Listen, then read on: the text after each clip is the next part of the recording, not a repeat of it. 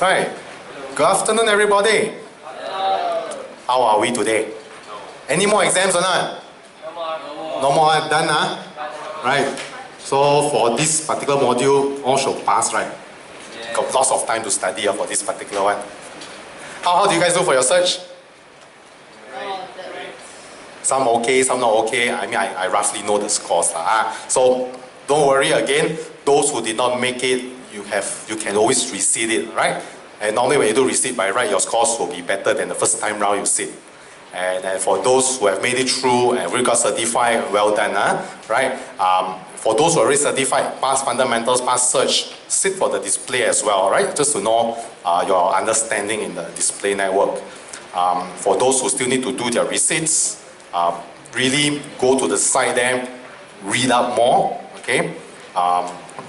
Try to absorb as much as possible today and tomorrow because this is on the third module. The display still has some sort of relevancy when it comes to fundamentals as well, okay? No matter what, the fundamentals is still your foundation, okay? Everything that we spoke for the last 2 weeks and today and tomorrow, it all builds on top of the fundamentals, right? It doesn't go too far away, okay? It's just that we are building up the campaign, building up the scenario. Today you see more ways to advertise. Okay, previously, we are just looking at only one of the networks, right? We are doing a lot of search, okay? And search has its own behavior, its own type of settings. Today, tomorrow, we'll be doing on display. Okay, display also has their own settings as well and their own criteria. Okay. Okay, let's wait all to settle down, huh?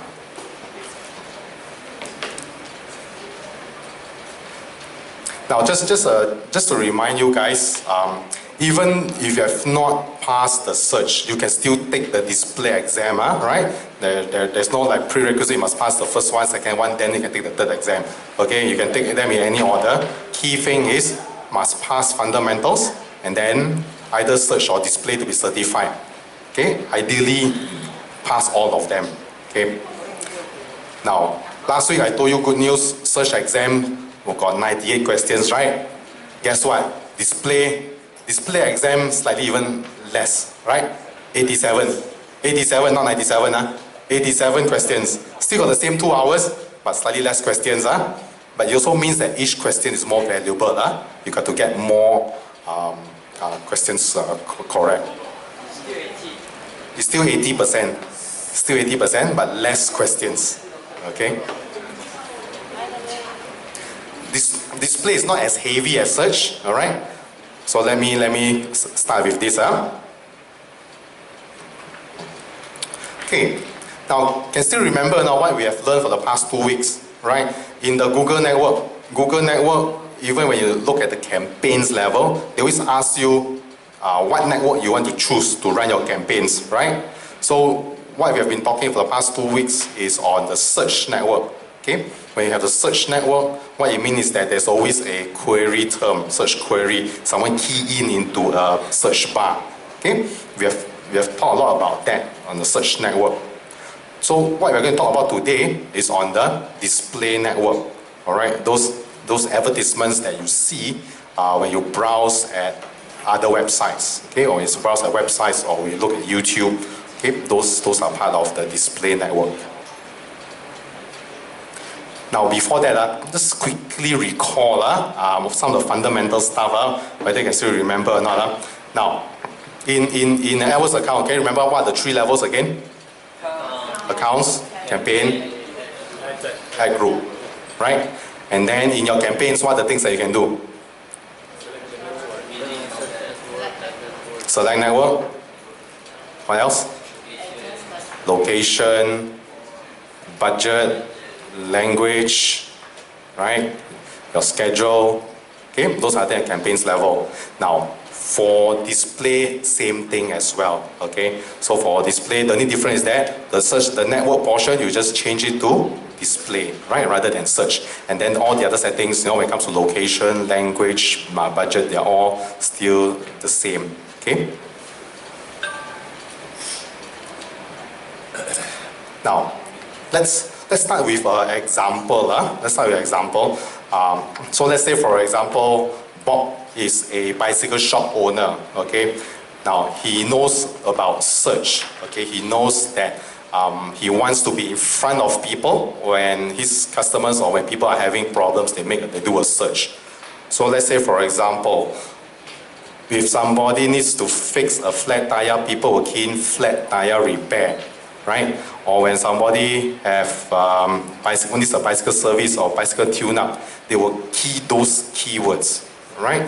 And what will happen is that those keywords will trigger an advertisement. An advertisement, when you click on it, it goes to the website. That is search, okay? So, Bob understands customers' intent. When they have a problem, they do a search. Now, the good thing about search is this.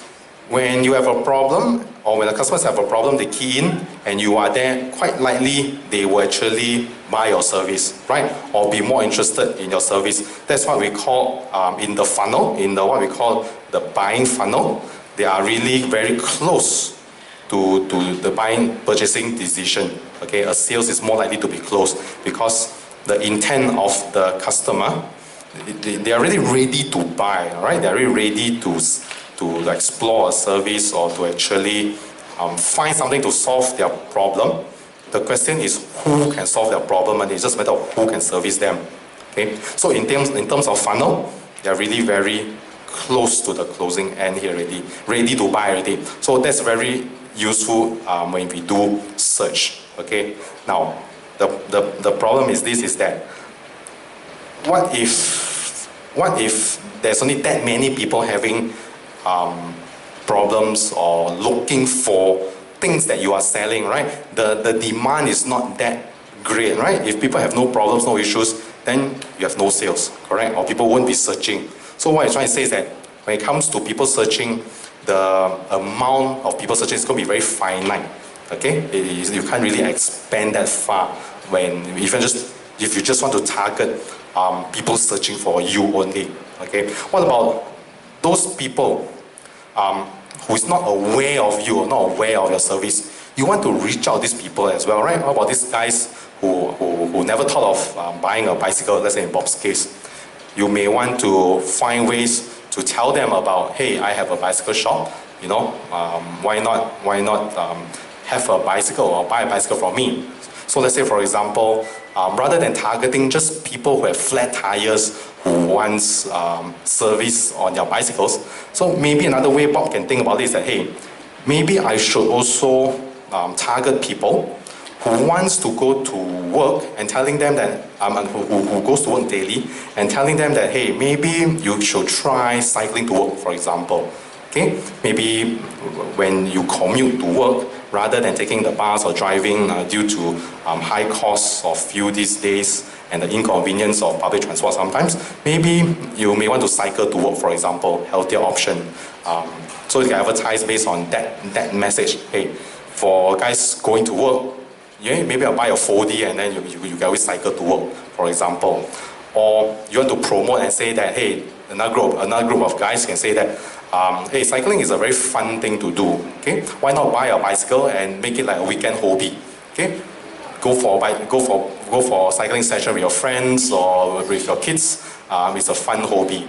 Okay, so Bob can actually advertise based on that avenue as well. And then let's say another area for those who are into racing enthusiasts, you can always introduce them to the sport as well. Hey, you can buy a racer bike and really go for all these races as well, right? So what I'm trying to say is that you don't only target people who are always searching for you, but you may also want to target people who are not aware of your products or services, all right? And advertise to them and show them that, hey, we are around, we have this product or service. It may be what you want, okay? You may not know it yet, but at least you get them to be aware, right? There's this service or product, and that's what we do, okay? Another way of seeing it, I think I mentioned before as well. Few years back, no one knows what in the world that people like Uber or Grab Taxi is doing, right? Because it's a very new type of service. So definitely people will be searching for it. Okay, so in that case, they definitely have to do some sort of disruptive advertising, telling people that, hey, this the type of service we do is very new, try out, is not the conventional way of booking a transport. Okay, so they can do this type of advertisement as well. It's very disruptive. That means while you are reading, right, they can always advertise there.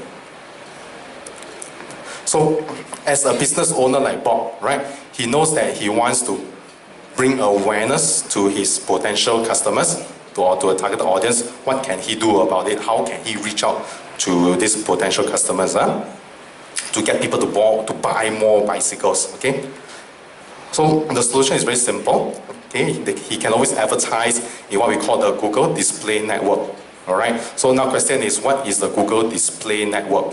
Okay. Now Google Display Network consists of publishers. All right. When I say publishers, I may mean website owners. Okay, which are part of Google AdSense. Okay. Now what is Google AdSense? Google AdSense is just a program for publishers to join. Okay, you can be a news publisher, you can be a blog. As long as you have content on your website, you have traffic, you can join AdSense so that you can have advertisements on your website, and when people click on the advertisements on your website, you make some money. Okay, that's what AdSense is all about.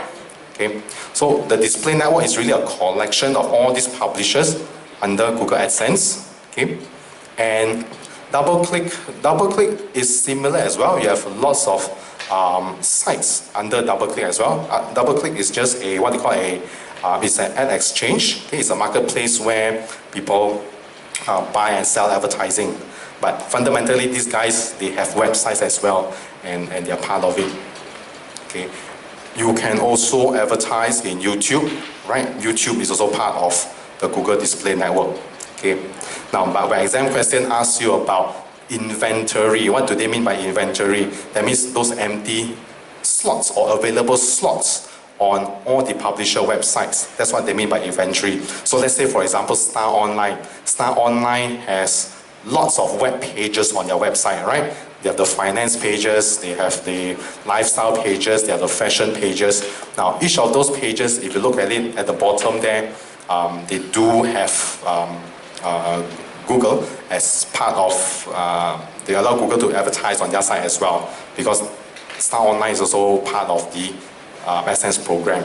Okay, so if I want to advertise on a specific page on the Star Online, then I can advertise via the Google Display Network.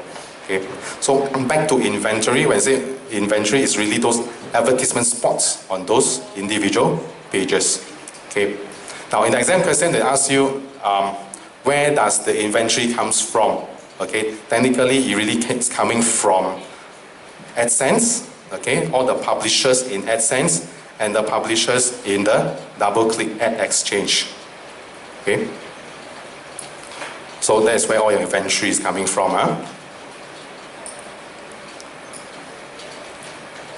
The inventory, when it comes to display network, is definitely a lot more than your traditional newspaper, right? Your traditional newspaper is only that number of pages and very specific to that particular day only. Okay. Now when we talk about the display network, we're really talking about millions of websites. Okay? Millions of websites participating in the AdSense program. Okay, quick question. When you plan a campaign, what's the first thing as an advertiser, what should you think about? One of the very fundamental questions. Product range, in a way, but that's not the answer I'm looking for. I think fundamentals questions, they ask you about that before as well. Before you start a campaign, or for every campaign, what is the most important thing you need to know when you think about? Who do you want to reach? Who do you want to reach? Now, what's the goal? Okay, actually, what's the goal? Okay, very important, what's the goal? Then only you have all the other criteria. Once you know the goal, very easy to do all the other things associated with it. Okay, so what's the goal, right? So when we want to help advertisers reach their goal, they need to know what sort of goals that they're going for. Okay, so in general, there are only two types of goals, right? You have the branding goals, which the brand advertisers will go for it, and then the direct response goals. Okay, now branding is really all about awareness. Direct response. Now, what do I mean by direct response? Any examples now? What's the direct response? Come again? Conversion, okay? It deals with conversion. That means transactions, right? E-commerce website, okay? That is a direct response.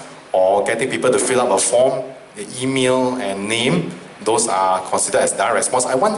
What I mean by direct response, I want the person to come to my website and respond to it, do something, right? So it can be a transaction, it can be a filling out email form, or it can be downloading something, okay?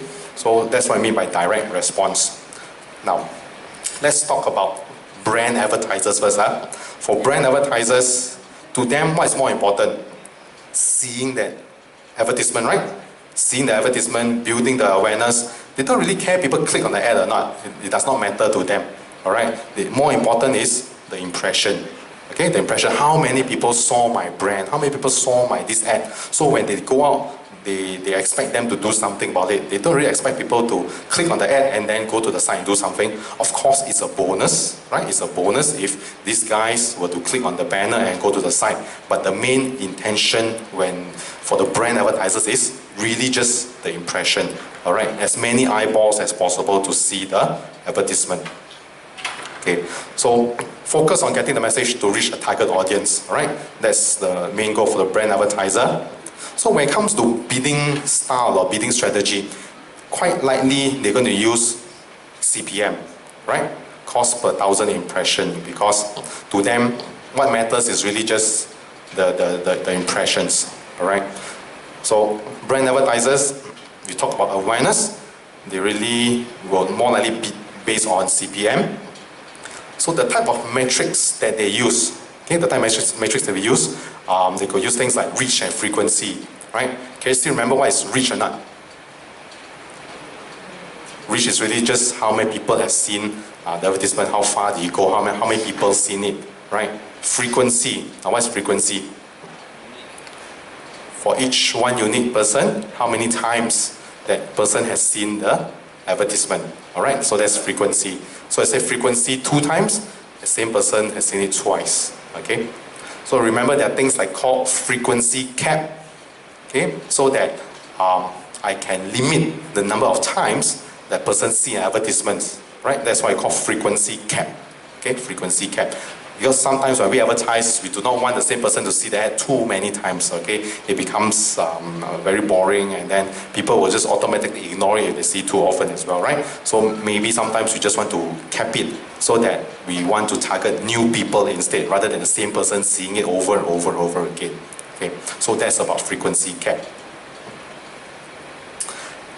Why brand advertisers may like the Google Display Network? Because the Google Display Network really expands to millions of websites, and not just because it's so wide, but the type of sites is also very diverse. Okay, all sorts of categories of topics of websites are part of GDN. Okay, GDN Google Display Network. Okay, so it's lots of sites and it's very diverse. Like a lot of diversity in those websites. So for brand advertisers, they really love to have this type of capability, okay, to spread their brand.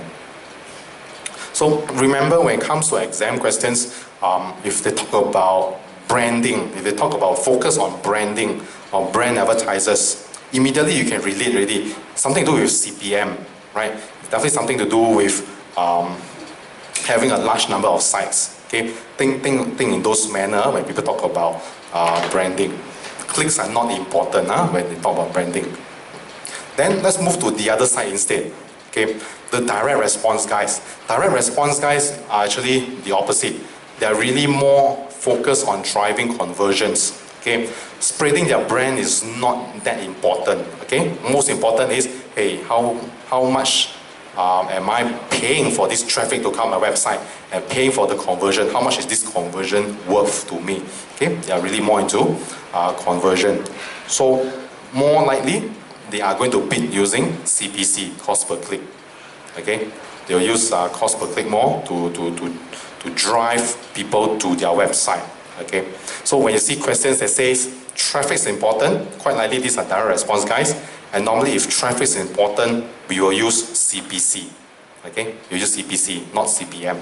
Okay, if the goal is to drive traffic, you want people to click on the advertisements so that they will go to your website, right? So there are tools like Display Campaign Optimizer, Conversion Optimizer are available for the direct response guys. Okay, I'll explain later what these tools are. The type of metrics that direct response are interested in. Things like cost per conversion. How much am I paying to get this conversion? Is it worth it or not? Okay, they are very particular about that. And then conversion rate. Okay, out of the 10 or 20 people who have visited my website, how many of them have actually responded? How many of them actually converted? So conversion rate is important metric as well. So you just have to remember, if it's a brand guy, what sort of bidding strategy, what type of metrics important? If it's a direct response guy, what sort of bidding method, what sort of metrics are important?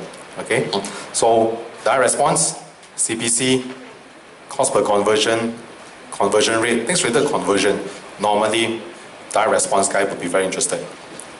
Branding guy, normally will be a CPM, right? Talk about reach, talk about frequency caps. That will be the brand guys.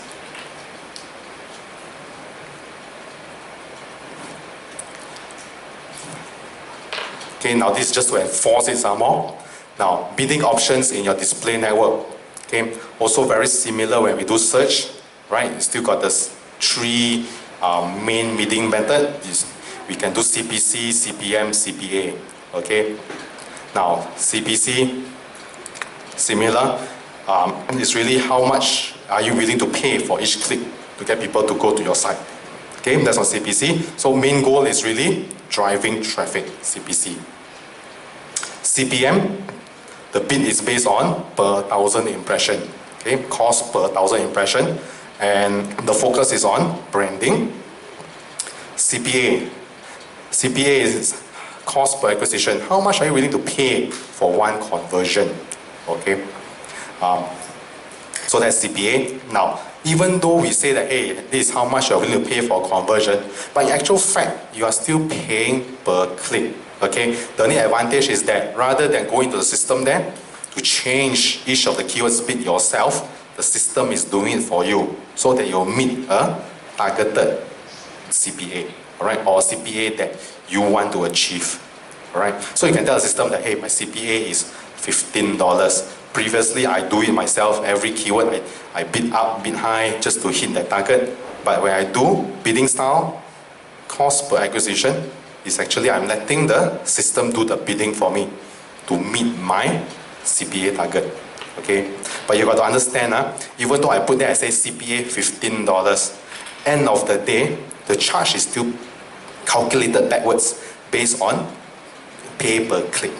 Right? Still based on per click. Okay, you got to understand that portion. All right.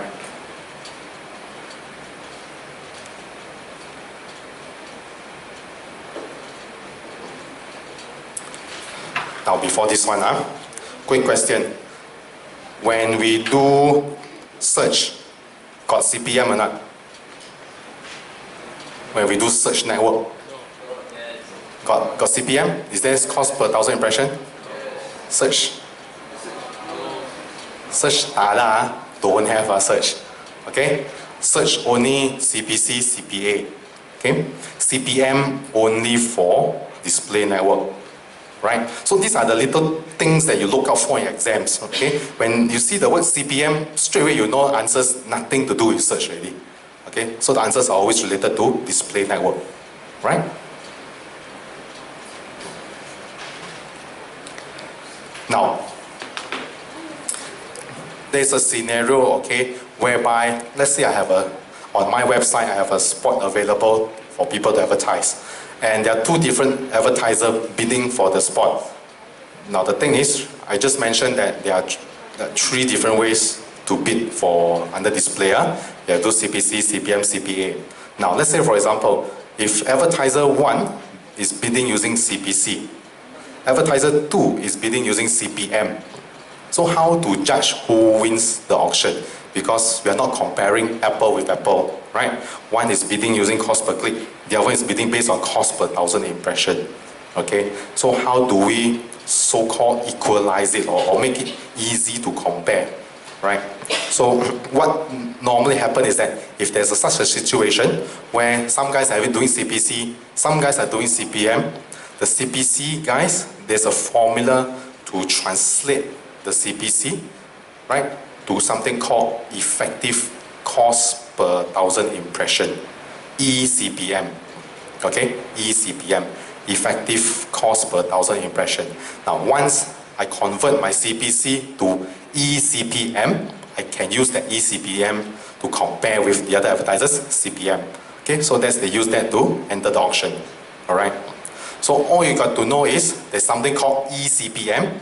Okay, convert the CPC to ECPM, and then from the ECPM, you can combine into the other guy's CPM. Okay. So you guys got it? What is ECPM? Okay, this is something new. ECPM. So you have CPM, alright, and then you have ECPM. And ECPM is a number we convert the CPC into it. Alright. Now I won't go through the formula. You don't need to know the formula at this point. All you need to know is that when there's a CPC and a CPM bid competing in the auction, alright, how is it being tackled? CPC will turn into ECPM, and using the ECPM to compare with the CPM. Okay, just have to remember that. Any questions so far? All right, huh? Okay, let's move on. Now, let me now dive into the various ad formats that we have in display. Okay. Now, in search, what format do we have in search? Text only, right? In search, you only have text format. Okay. But in the Google Display Network, we have text, we have image ads, we have rich media, we have video. All right. There are 4 different types of ad formats when we come to do Google Display Network. All right. Now, very simple as well when it comes to exams. Okay. If exam mentions something about image or videos, okay, or rich media display ads, you know they're asking a question nothing to do with search, right? Nothing to do with search because search only can do text. Okay, so the question talk about image, you know cannot be search network. It's definitely a display network answer. Okay, just remember that.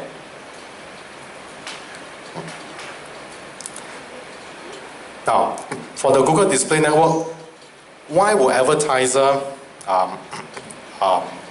wants to use text format even though they have availability to do image? Okay, for advertisers, seriously, if you really have a search campaign, your ad copy is already there, right? It's really very easy to just use the same copy and put it onto the display network as well. All right, it's quick and fast because you already got that copy. Okay, so you can do the same thing to it as well. Now, the text format for GDN is the same thing as well. Same thing as a search. All right, you have the headlines, description line 1, description line 2, and your display URL. The only thing extra when it comes to GDN, you get to see this little arrow here. Okay, you can see a little arrow there. Mainly it's just getting people to click on it. Okay, so in the Google Display Network, it's very similar to the search when it comes to the ad text format. Okay, so criteria is the same, includes a headline, 25 characters. Description is still 2 lines of 35 characters, and then a URL. So that's the ad text format. Huh? You probably have seen all this when you go to visit websites, right? You probably have seen these text ads on various websites, but I think these days probably you see more images. Okay, but they're still available. I think you still see a lot of them. Okay. Beyond text advertisements, you have image ads as well. Okay, you can create images and put it up on pages to advertise your service. Okay, you can include relevant images. There are customized layouts, your own color, okay, whatever to bring that message to your audiences. Okay. Now, when it comes to building an image ad, 2 ways to go about it. Okay, you can either design it yourself, Okay, if you are a creative person or you have the services of a creative guy, you can always design a banner, right? But let's say if you don't have a designer, there's a tool in AdWords called Ad Gallery, right? You can actually make use of it. They are all templates. Just have to configure it and then you get the advertisement. I'll show you Ad Gallery later as well. Now, one thing when you design image ads, just to make sure the messaging are consistent throughout, because you can do more than one type of image size. Now, when it comes to image ads, there are a wide range of sizes available. Okay, you have the leaderboards, you have the squares, then you have something that's long like that. Okay, so there are different sizes when it comes to doing image ads, right? Excuse me. Now, because there are various sizes, now the tip when we tell agencies is this: when we want to develop image ads, we try to design in all the various sizes, all right, so that we have full coverage. Because bear in mind, advertisers do not really accept every single format. So you can get yourself covered. You build all the different format sizes, okay? Excuse me,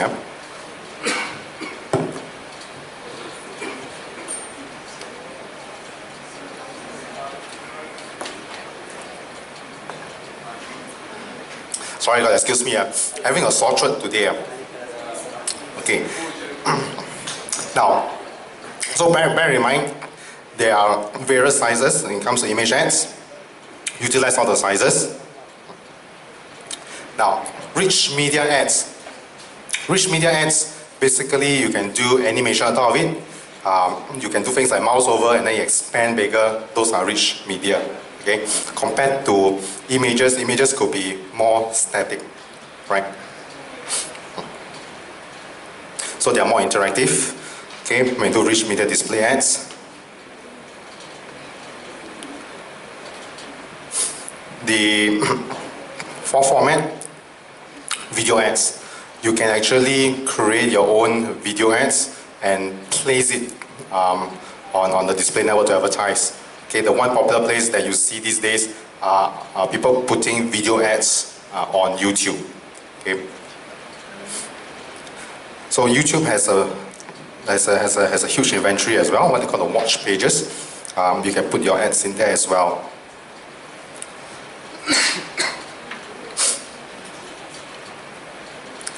Now,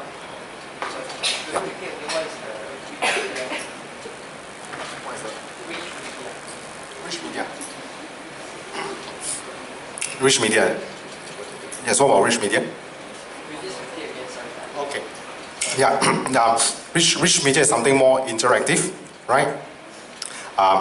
Basically, you can do things like mouse over and then you expand out.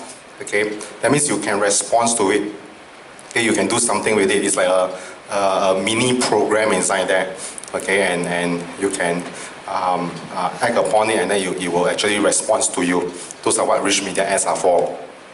Now, one interesting thing. Okay, this is really not your exam, but I think things like Flash may not be supported by browsers soon. So, previously a lot of guys who are implementing this using Flash technology, so they need to change the implementation as well.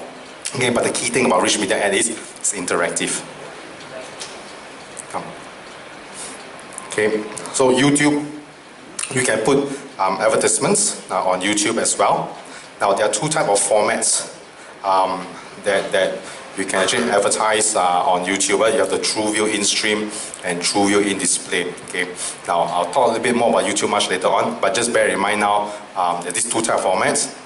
In-stream are those that when you watch, before you watch the video that you want being played, you see the advertisement video first, right? So that's an in-stream, all right? In-display are really ads surrounding around your videos. Okay, I'll show that later on. Okay, with examples what is in-stream and what is in-display. Now, So remember, there are 4 formats. Okay, in GDN, what's the first one? Text. All right, you have standard text. Second, image.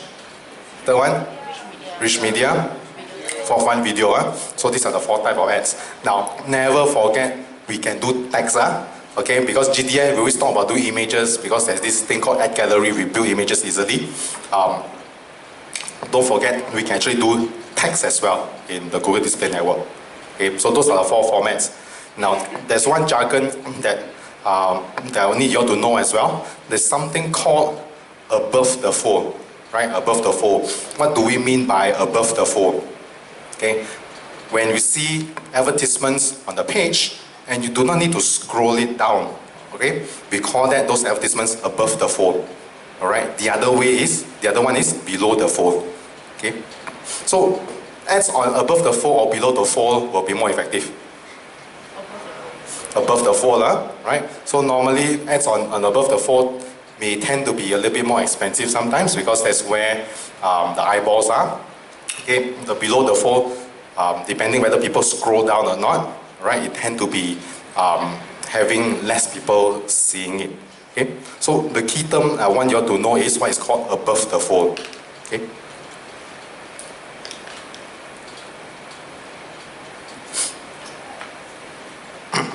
Okay. Ad gallery. All right. Now, let's say you want to advertise on the Google Display Network. Okay, I mentioned there are 2 ways to go about putting your images onto into the campaign. One is you get your own designer to design a creative for you, to design the image for you. Okay, and then you upload the image into the campaign. All right, so that's one way.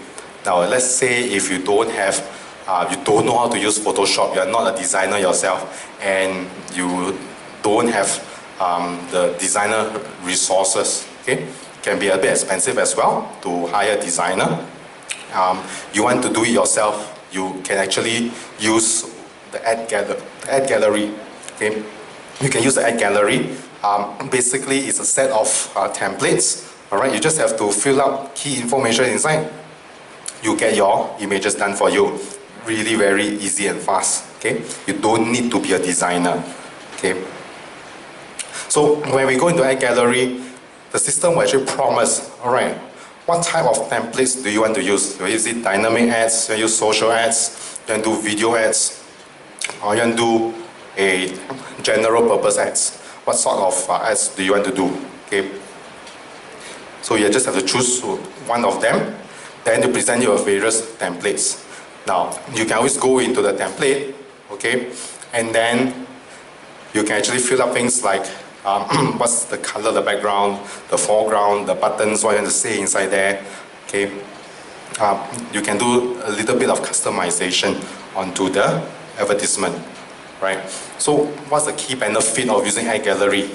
We actually leverage on all the templates that they have inside there. You can quickly have a design that you think is suitable for what you want to promote, and then quickly get it executed. Okay? So all you got to do is just adjusting fonts, colors, and so forth. Now let's say you want to build from scratch. There is a template inside there as well. Start with a blank template, start with a blank sheet of screen, and you design the thing inside there. You can do that as well in the ad gallery. But the key thing about ad gallery is there are ready templates inside there that you can use, okay? And not only just the ready templates, all these templates, when you use one of the template, automatically you generate all the various image sizes for you.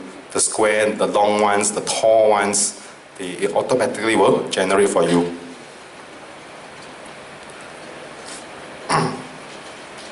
So let's say for example here, in this particular image, we just have to change the headline, the description line 1, okay? If you want to upload a logo, you can do that as well, right? Just have to make those minimal configuration. You get to see a advertisement like that.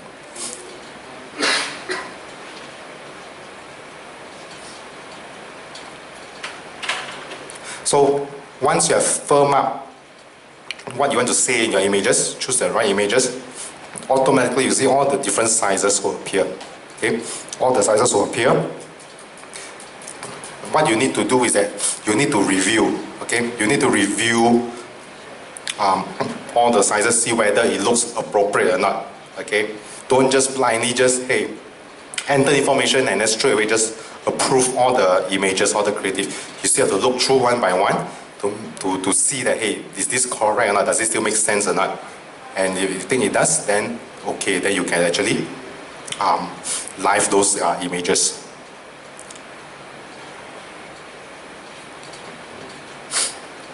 Now, Ad Gallery has gone through a lot of revisions, okay, and they've gone through a lot of revisions. Now, Ad Gallery, in the previous revision, I can actually say, I want this one, don't want this one, want this one, keep this one. I can do that. Okay, previously I can do that, and by doing that, okay, I can really unselect those I don't want. Those that I didn't like, I can create new one again using new templates. Okay, I can do that. But the Ad Gallery today, I don't see that checkbox there that you can change it, or you can actually choose what you want and discard what you don't want. Today I don't see that inside there. Okay, but why I'm telling you this is that I think exam questions may ask you something about what happened last, the previous version of Ad Gallery. Okay, previous version Ad Gallery, I can actually check and choose and uncheck if I don't want that image. Okay, so just be aware there's such thing. Okay.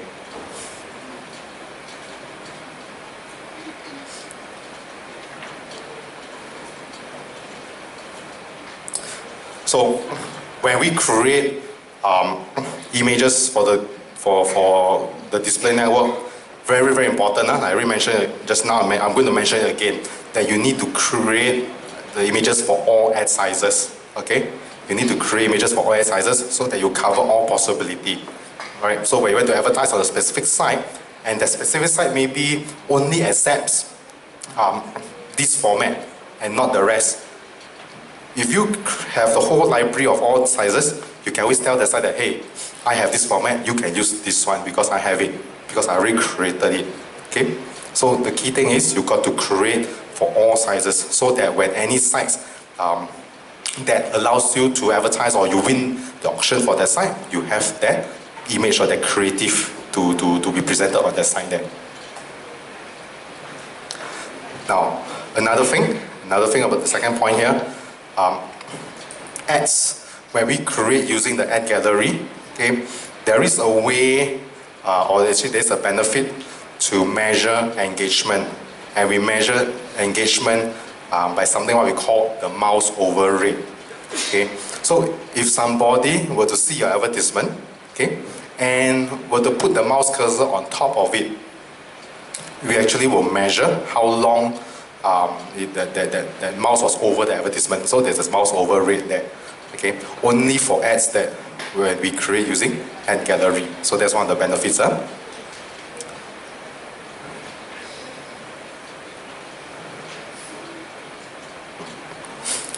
So best practice for Ad Gallery, utilize all the ad sizes, right? Make use of the customized templates. Okay, they provide quite a number of templates there. Make use of it so that you speed up your image creation process. Explore the rich media templates as well, not just the static images portion. They also have rich media templates inside there. And make sure when you create different ads, your messaging are all consistent. Okay.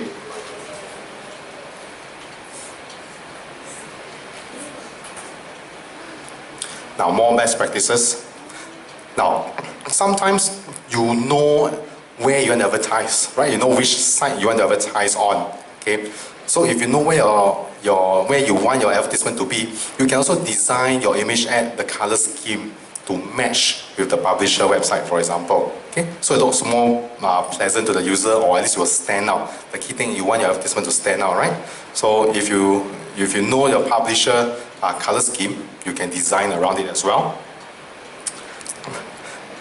Balance your ad text and your images on the overall. All right. You may not want to make it too crowded sometimes. You want to balance out the right amount of images and text on the advertisement.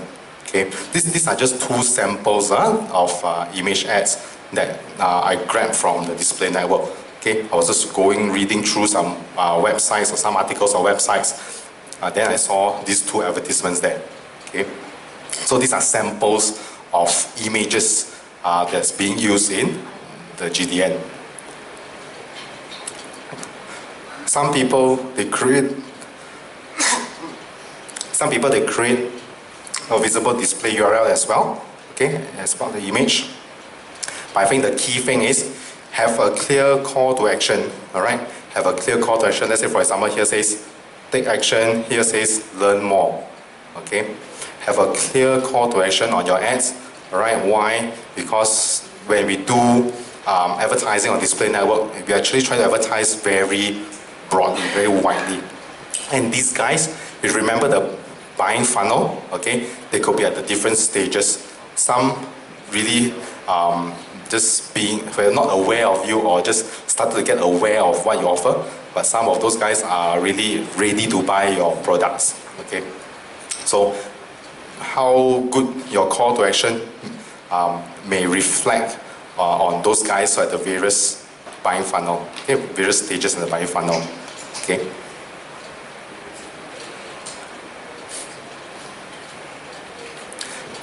Now remember, search has their ad policies, right? When it comes to display, display network also have their own display network ad policies. Okay. Now some of those things that applies in search also apply in display here. Just that display because it's images and some on the different network, they also have their own policies as well. So the first one, it says avoid unconventional layout. All right, don't put your images, you have an image ad, don't put your object like sideways, lay them out sideways or upside down. Okay, don't do that. Second, do not mimic computer functions. All right, your advertisement, try not to mimic computer functions. Let's say, for example, a drop-down menu. Okay, don't mimic all these computer functions. All right, or saying that, hey, this ad, there's a drop-down there to select a date, for example. Okay, don't mimic, don't pretend to be something that you're not. Okay, because it's not a real function. It's just an image, right? You're trying to pretend that it's a function. You can't design it like that. Huh? Don't do those funny strobing or flashing background types of advertisement. Okay, too distracting. So don't do some of these things. Now, in the event your advertisements are being disapproved, all right, because of something that you did went against the guidelines, right? What can you do about it, right? Now on the dashboard, they will tell you that, hey, your ads are disapproved. So what you should do is you should edit it, right? You should edit it and then save your new ad. Make those changes, edit it and save it. Then you should be alright already. Then it goes back into the review mode. Okay? So if your ads ever get disapproved, just have to make the changes.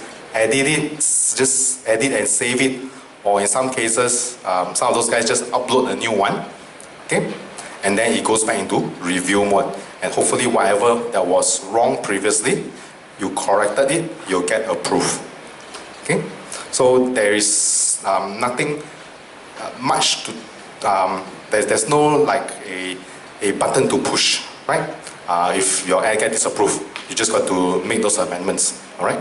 You just have to edit it and just have to save it again. Okay, that's on the ad gallery. Now, what I want to do is that let me just quickly show you how the ad gallery works.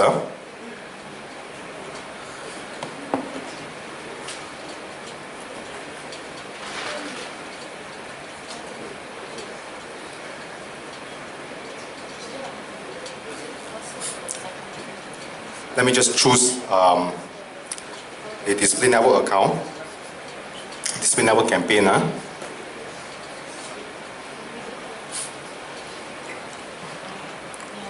this is my dummy AdWords account, okay? There's no credit card inside there, so I can do a lot of experiments.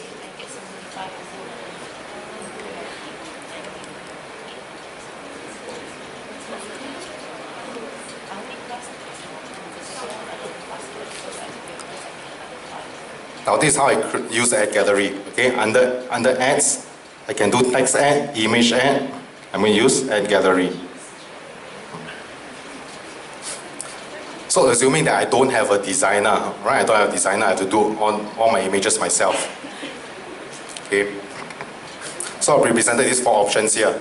Do I want to create dynamic ads, like boxes ads, video ads.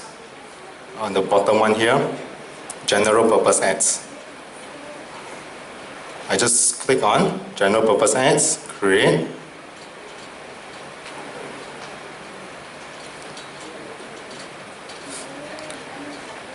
Then it's asking me, do I want to use a blank template or not, create my own, or use some of the ad ideas that they have here.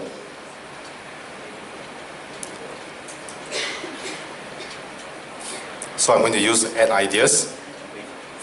Basically, I want to choose a pre-built template. Okay, something that's built before. Now, there's an option, okay, that the system is intelligent enough saying that, hey, rather than I do all the hard work, I tell the system my website, okay, and the system will try to grab as much details as possible to create the advertisement for me. Okay, so let's say, for example, I put the website analytics.google.com. Okay, so let's say assuming I want to promote Google Analytics website. I click create ad. It's scanning the website now, scanning the home page of the website. Okay.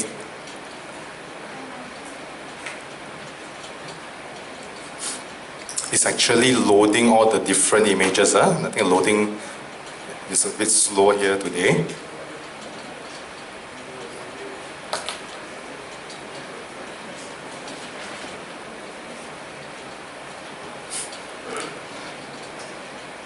Okay, so this is how I just created my image ads. Okay, I just tell the system, hey, that's my website. The system went into the site there, grabbed the image, grabs the title, and then try to grab the logo, and then gave me 4 options here. Alright, I have the ads in 4 different templates. Okay, 1, 2, 3, 4. Which one looks good to me, right? There's a modular design, balanced design, translucent design, panoramic design. Okay, so it gave me all those various options. So let's say I like, for example, if I say that, hey, I like this particular one. Let me do a preview. Okay. Immediately, I have a template, not in just one design, but all the different ad sizes as well. Okay. So let's say if I like all this design, okay, I just have to select it and just say okay. I have all my image advertisement all done. Okay, this is how I can do it without the help of a designer. So I click OK. Now, of course, I don't want things like this description here. I can just click Edit. It goes into the editor mode. Now, in editor mode, I can change things like, let's say I want to change the word Google Analytics. I can just put Google Analytics.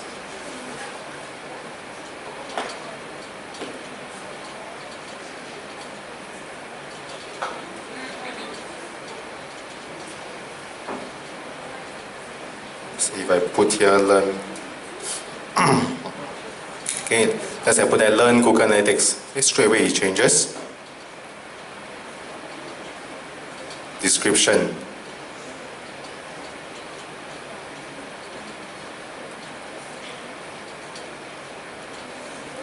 Put get insights now.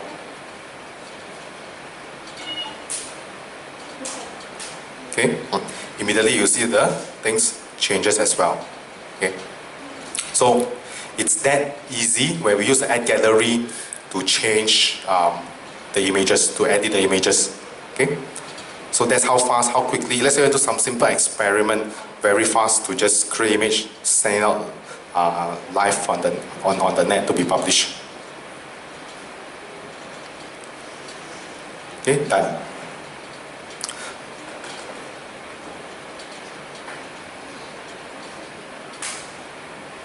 Okay, is it selected here? Once I'm okay, I'll just click save. Okay, I need to select an ad group.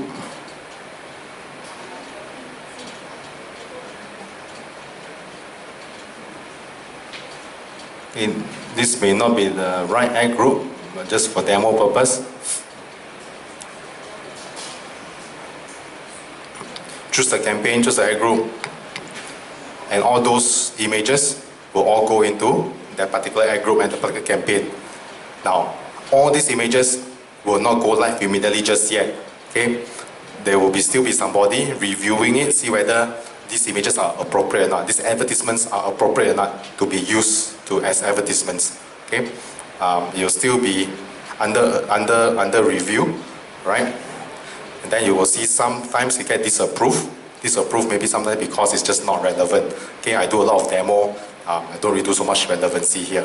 Okay, so main thing is once I create those image ads, you go under review first. Okay, so let's say we create something that is appropriate, relevant, then they'll just approve it. Okay, with a new advertiser, sometimes this may take a few days for these ads to be approved.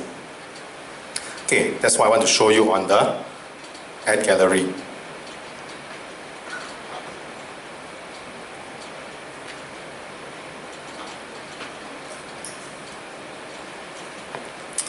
So far so good? Right? Want to take a 10 minutes break or not? Yeah? Let's take the 10 minutes break and then we come back. Then I'll just finish off with the GDN targeting. Okay. Right, come, let's finish this off. Alright. Just got one more portion to cover and then we can call it a day. Right. Okay, come. Now, let's talk about the targeting options in Google Display Network. Okay. Let's talk about the targeting options. Now, don't forget that we can actually do targeting at the campaign level, right? At the campaign level, we can do things like geographical targeting, that means your location targeting, right? And then you have your language targeting, okay? So we can do our geographic targeting, language targeting as usual at the campaign level. You can do mobile bid adjustments, right? You can do your devices there. And then you can do your scheduling, your ad scheduling. Okay, now those type of targets, you already know already. Okay, at the campaign level, those are the things that you can do, right? Now what I want to show you is there are other targeting options, right? These are not at the campaign level, right? But we can actually configure the system, okay, to target accordingly. Now, I think I did mention briefly, okay, may or may not recall on last 2 weeks, okay, the fundamentals in the I think the second day about Google Display Network. They have targeting options. Some options target based on the website, then another portion talk about targeting based on the people.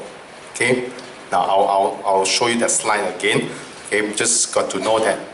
Now there are a few options there, and I'm just show you the first option first. Okay, now the first option in terms of targeting, we target based on what we call contextual targeting or keyword targeting. Same thing, okay? Contextual targeting or keyword targeting. Basically, we tell the system, hey, this is the bunch of keywords, right? Based on these keywords, go and find the websites relevant to the keywords to show my advertisement.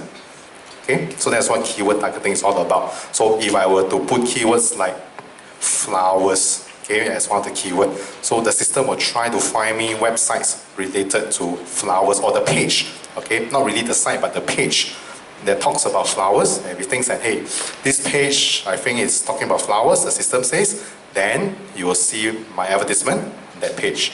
Okay, so that is what contextual targeting, keyword targeting is all about. Now, Google will know for every single page what those pages are talking about. They are spiders or robots. I'm scanning the pages of all the website, and the system has already tagged those pages. Like, okay, this is a finance page, okay, or this page talks about credit cards, or this page talks about houses or properties.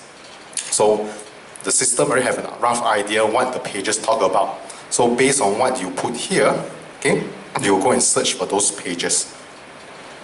So don't be surprised sometimes when you read a specific article and then you see the advertisement next to the article, it's very relevant to what you're reading. Okay, now that's because it's keyword targeted. Okay, so just bear in mind, there's something called keyword targeting, same thing as contextual targeting. So if you see questions talk about contextual targeting, it means keyword targeting. Okay, so one first method, keyword targeting. Tell the system the keyword, find the websites for you. Okay. Now you know why we find websites, right? Why you want the system to find the websites, isn't it?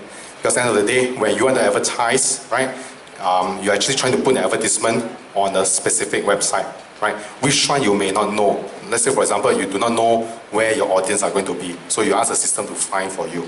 Okay, so that is keyword targeting. Another term I ever put it here. Keyword targeting, they call it automated placement as well. Okay, automated placement. Okay, when they say placement, we mean placement of a site. Okay, placement of a site or a page. Okay, so there's something called automated placement, which is the same thing as keyword targeting, contextual targeting. Okay, automated placement.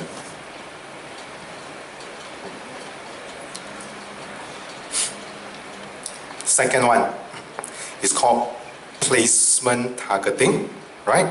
Or managed placement. Okay? Placement targeting or managed placement, or sometimes people refer it to as manual placement as well. Okay? Now, this one is very straightforward. Basically, you are telling the system that, hey, I know this website has advertisement from the Google Display Network. I want to advertise on this particular website. Okay? So you already know where you want to advertise. You're just telling the system, I want to advertise this website 1, this website 2, and this website 3, right? So that's what placement targeting is all about. So let's say, for example, I know that the Star Online finance page has the right audience for me. I quite like the articles inside there. So I can tell the system, hey, I want to advertise on the Star Online. Okay, I just put the URL inside, and my ads will go into the same thing. There's an auction, and we'll try to win the auction for that particular page there. Okay, so this is what managed placement is all about, or placement targeting. So you can tell keyword automatic placement, right? Keyword targeting is automated placement. Placement targeting is managed placement. Okay. So in keyword targeting, I'm just giving a keyword. The keyword will try to find those sites for you to advertise. Placement targeting, I know where I want to target. I just tell the system, hey, I want to target here. Okay. So the strategy that what we used to do is this very simple.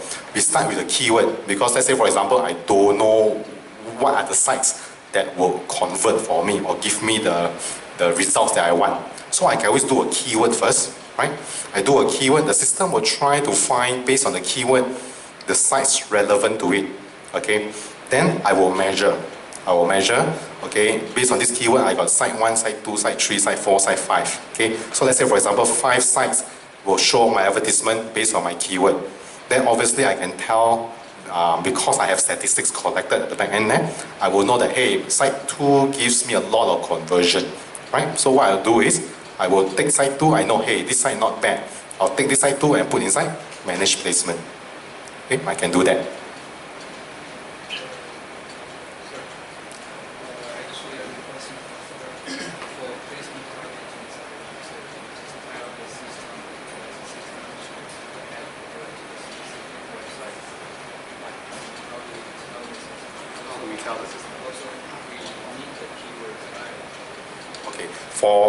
Question is, for placement, how do we tell the system that's the website, right? Now, for placement, we actually just put in the URL address inside. Let's say if I want to advertise the Star, just put it www.thestar.com.my. Then I can actually specifically advertise just on that particular website. I tell the system the URL for placement. Okay. Now on the screen here, even in a placement, in the screen here they'll say, hey, give me a keyword, right? You say, give me a keyword. You can put in a keyword here as well, okay? And the system will suggest a few sites here, okay? But you still have to decide, okay, I want this site, or this site number 2, this site number 3, or number 4, okay? You still have to choose a specific website to advertise when we do the managed placement.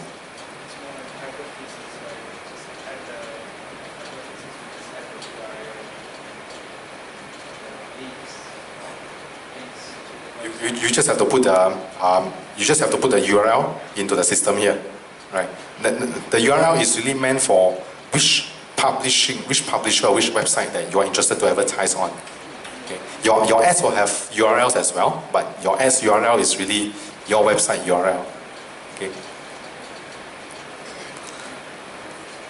So keyword targeting, placement targeting. Third method, topic targeting.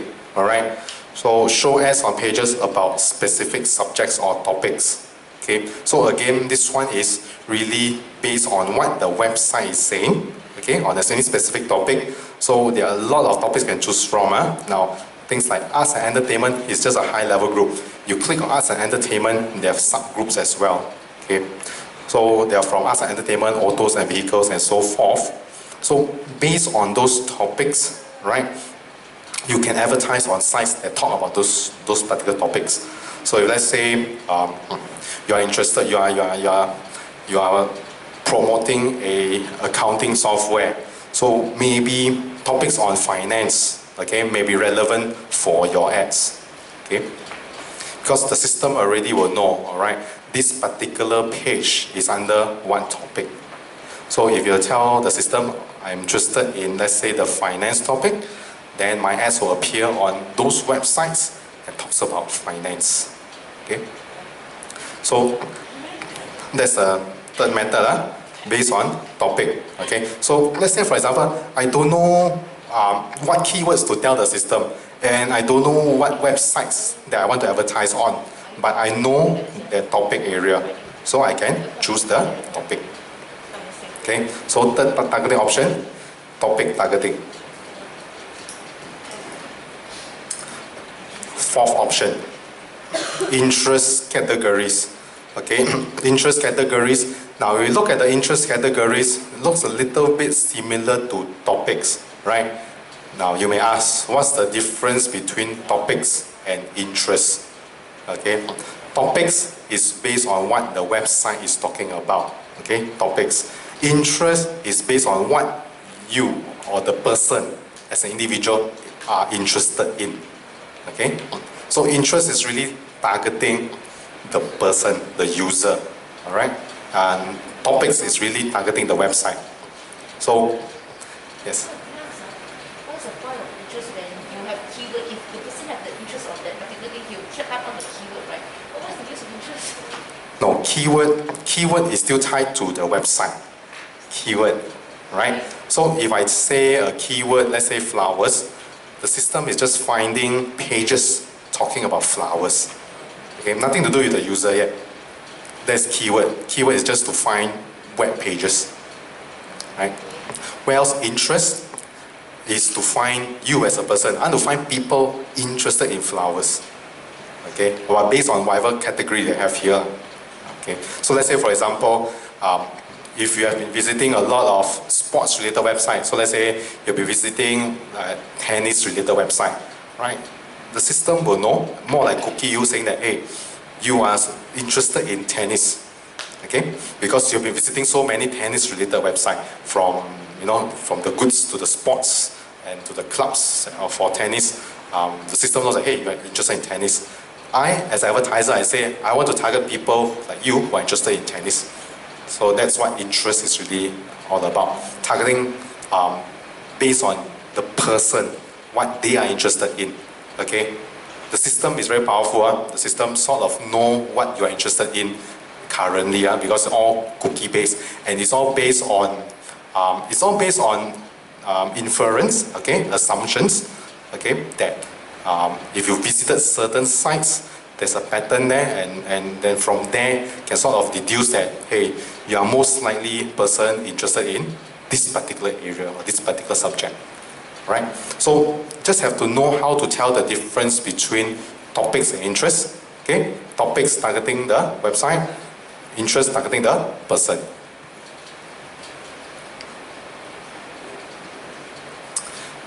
Demographic targeting. Okay, demographic targeting quite straightforward. I want to target people. I'll target the male or the female. I'll target the people aged 18 to 24 or 25 to 34 or those various age group. So that is demographic targeting. Okay, this one very straightforward. Then remarketing. Okay, what is remarketing? Okay, yes, targeting people who have visited your site before, right? So very useful because they've seen your site. You just want them to remind them to come back, right? So I'm sure you've seen all these sites before. These are advertisement before, especially if you go to hotel bookings, you know, the Agoda or TripAdvisor, sites like that. They ask you to come back. Okay, that's what it's for. So remarketing. Okay, it's one of the targeting options inside there. So you can bring your customers back to your website. So this is a slide I was talking about. I show you, I think on the first week. This part, contextual targeting, placement targeting, topic targeting, remarketing, is targeting websites. Okay, interests, categories, demographic targeting, we are targeting the person. Okay. So you just have to know these 6 different targeting options in display network, okay? And then you should be okay already. Got it for these targeting options? Or this how we target differently, how we use keywords, how we use placement targeting, how we use topics, how we use remarketing, how we use interests, okay? These are the different ways of targeting people, right? Or targeting your audiences.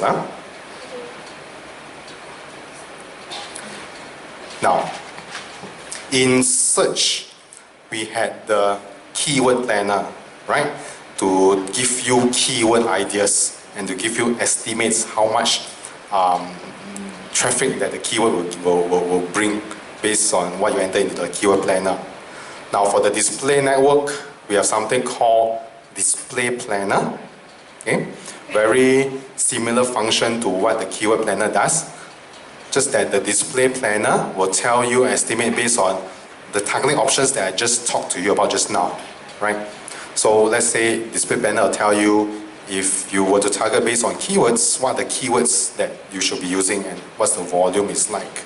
Okay, so get ideas for keywords, placements, and all the various targeting options, okay, that I mentioned just now. It will get you impression estimates, okay, and historical costs, okay, rough estimate about the cost, how much it costs you if you were to use those specific keywords to bid or you want to advertise on specific websites. How much is the CPC for it as well? And the keyword planner, you can also use it. Sorry, not keyword planner, display planner. You can use it as a plan to share with your clients or colleagues as well. Okay? These are the functions for the display planner. I'll show you in a while how we use a display planner.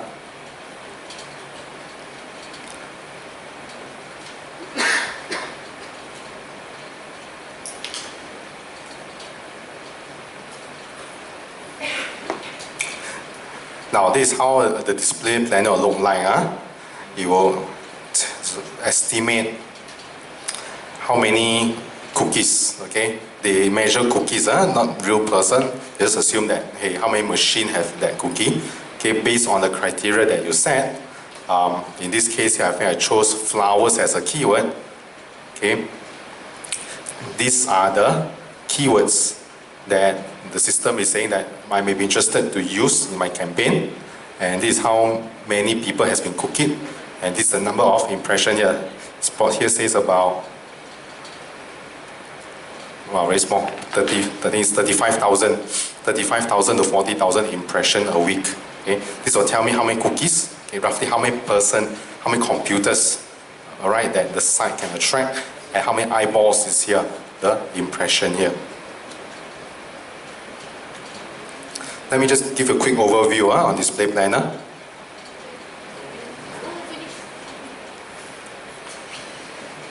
So happy.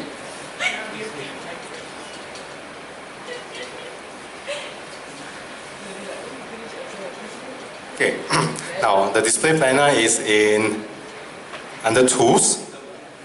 Okay, under tools.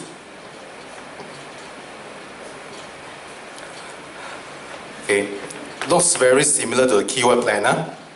Now, what I want to tell the display planner is, you say that, all right, what do you think your customers are interested in? So let me put in, let's say, flowers. Let's choose the campaign targeting not US. I remove US.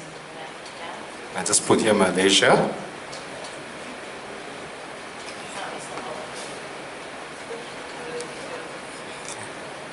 Okay, add Malaysia in, save it, and then add group ideas.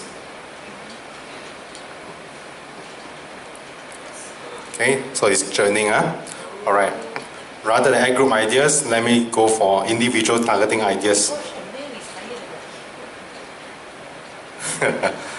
Male is more interested in flowers than female because male are doing the buying all the time, is it? Maybe, right? So you have a rough indication here saying that, hey, gender 45% male interested compared to 39% female. Device-wise, mobile 64%. I can tell you, mobile is really getting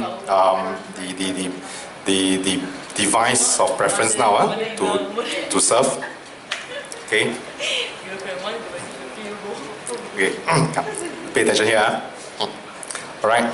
Then you can see what sort of age group is in demand for it. So the 25 to 34, right?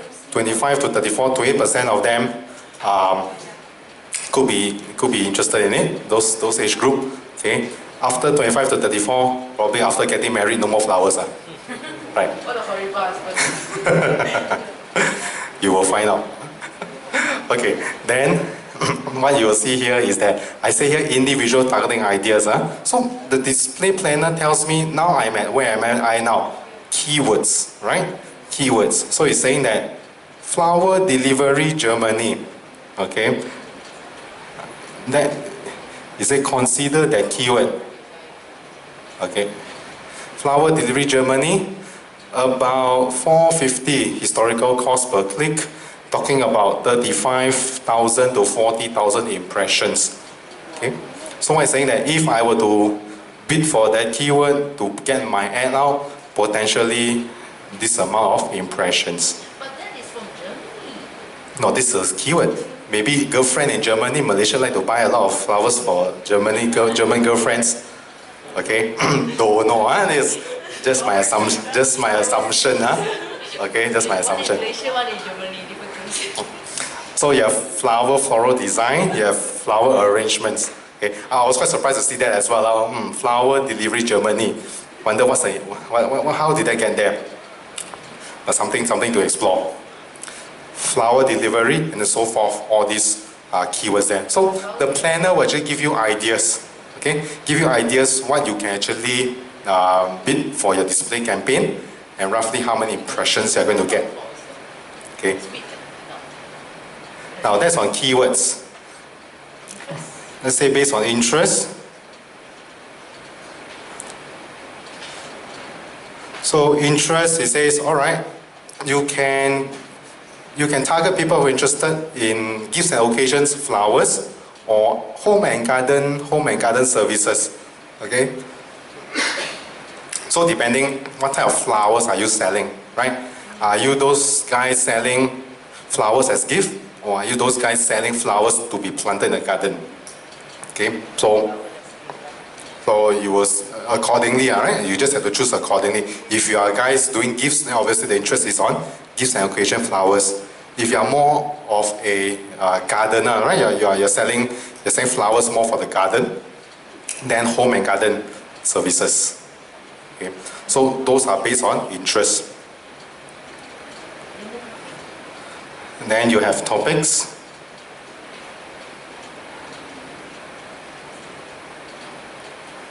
So topics, so we have also shopping, gift and special event items, flowers, okay, 100,000 to 500,000 impressions. Then the next topic, gardening and landscaping. So this is saying that pages that talks about flowers, pages that talk about gardening and landscaping, they have this type of impression, okay? If you were to bid based on topics. Now placements. Okay. Now one thing about placement is, placements, I can put advertisement on websites, I can put advertisement on mobile apps, I can put advertisement on videos. Okay. Now let's say I'm interested only on websites. So I'll just choose sites.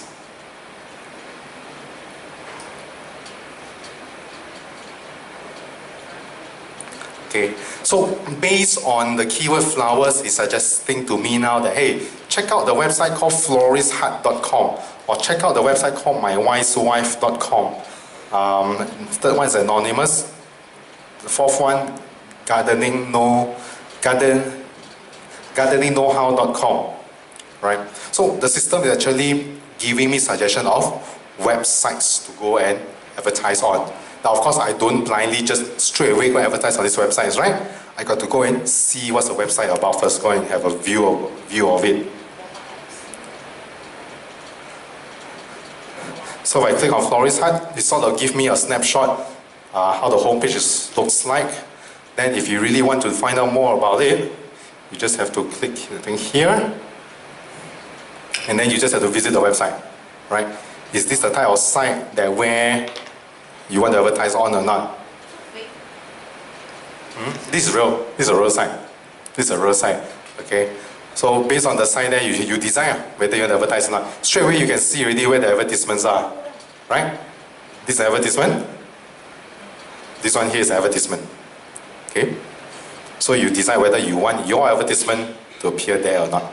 If you think this is a suitable site. If you want our advertisement to appear here, it will be on this site or inside the It can be on the, you can be on the home page, or it can be the inside pages as well. Right? Then depending whether you on this one or this one, depending on your image sizes. Do you have this image size or not? Or do you have that image size or not? But again, there's still a auction process to go through. Okay, if there are other advertisers, they also bidding for this spot here, then you go through the auction process again. Right? So for placement, I can specify where, which site I want to advertise on.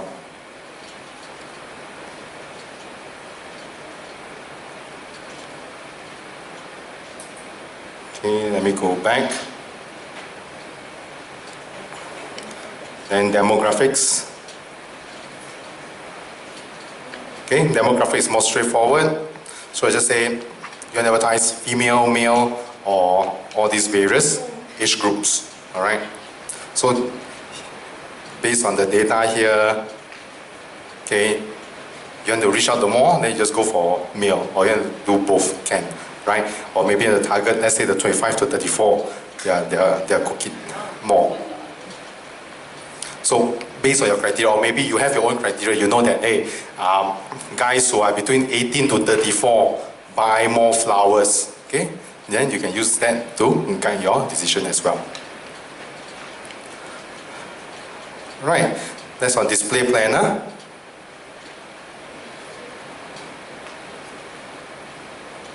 So, where the Google gets this demographics? Is it from the Google Plus profile?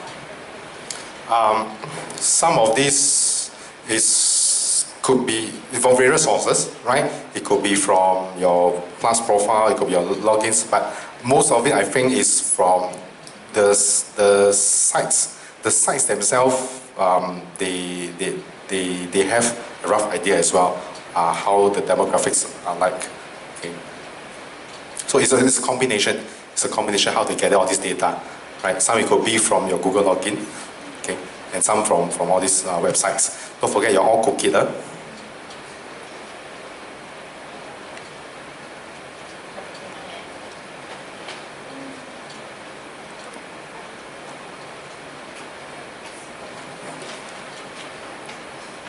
Any questions? No questions? Right? Actually, I just want to stop here for this particular portion because the next portion needs a lot more time to explain. I think I want to do that tomorrow when I'm fresh. Okay? So can I just end here for today? Yes. Right? Sure. And then do come back tomorrow to finish it off. Okay? Alright. Now display network is not as lengthy as a search. Okay? Because when we do fundamentals and search, we cover a lot already. Okay? So this is just on top additional to it. So tomorrow, I'll just cover off a few more topics on display. Then I'll run through some of the exam questions as well. Okay? Do more exam questions. Might as well give you answers, right? Yeah. Okay. Actually, you just come on. Okay. So I'll end here I'll end today's session here. Now, if any of you got any questions, I will still be around. Okay. Anything you want to ask, I'll still be around, and, as long as you want. Okay. Right. So otherwise, I'll see you guys tomorrow. Tomorrow will be the last session. Then after that, hopefully, take the exam, pass the exam, and get certified. Right? Okay. Now, for those who still need to retake, please do retake as soon as possible. Okay. Retake the environment where is friendly environment, quiet environment. Okay. Yeah. I'll see you guys tomorrow then. Okay. Thank you. Continue on where we left off yesterday. Can still remember what we talked about yesterday or not? No. Oh gosh. Should I repeat everything again today? Okay, we talked about Google Display Network. Must know what is the display network, right? What is the display network? Got search bar or not? No, no search bar. So it's actually advertisements that are actually appearing on web pages. All right, web pages that are part of what network? How do I get myself into the network or participate in the network where I can have advertisements on my web page? What program is that? Can you remember? Under the Google Display Network.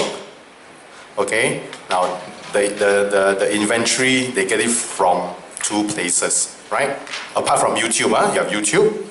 And then where do they get the inventory from? AdSense is one.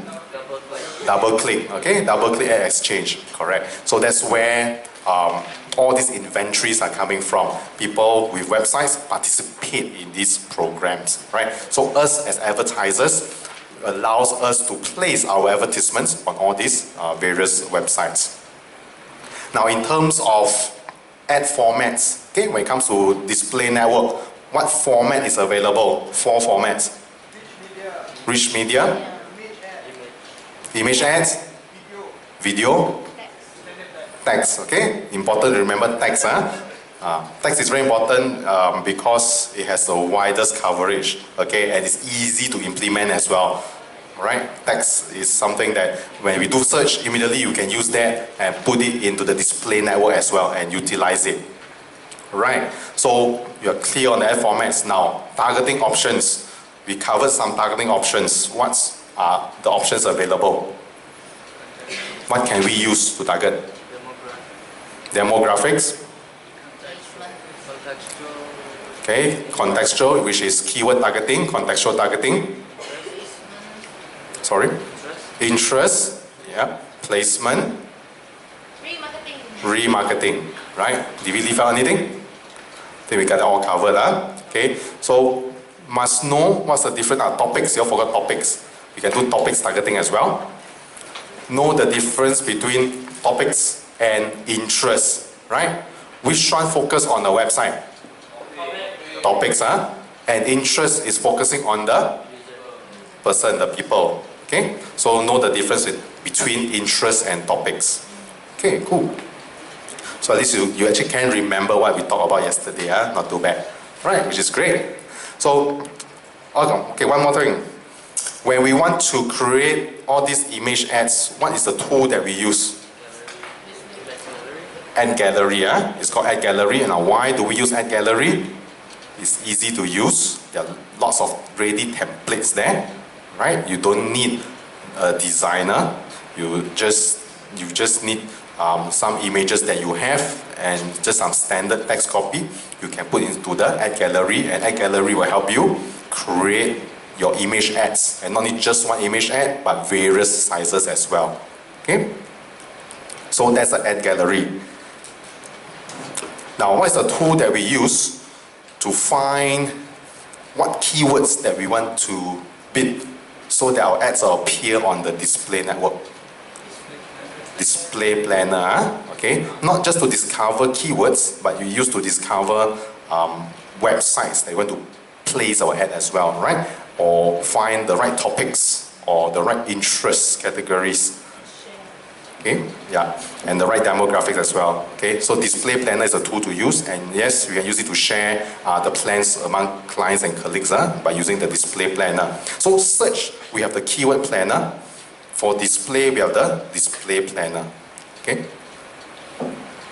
Okay, let's continue on with today about measuring performance in the display network. Now, in the display network, the ad auction is also very similar to the search network, okay? But there are slight differences, but the core is still there, okay? Now, to determine the position for a display network, what the system counts on is still using the ad rank, all right? So the formula ad rank, maximum CPC times quality score is still the same for the display network, okay? Now, the neat thing is that some of the components in the quality score for display network may be slightly different from the search network. Okay? So what you got to know is that ad rank is still being used to determine who has a better position in the display network. It's the quality score components that may vary slightly. So what are the things that is slightly different in the quality score component? Now, it all depends what bidding method the advertiser is using. Okay. Now, in display network, what bidding methods are available? CPC, CPM, CPA, all three available. Okay. Now, but the quality score really is dependent on whether are you using CPC or CPM. Okay. Now, let's say the first part. If you are using CPC bidding, quality score is determined by relevance of the ad and the keyword to the publisher's website, okay, to the publisher's page, okay, not really website, the exact page. So let's say, for example, my advertisement, if I want to advertise in, let's say, the Star Online, has to be sort of relevant to that page there as well, okay. If you are doing CPC bidding, the click-through rate of the ad, right, the click-through ad also determine the quality score and the landing page quality.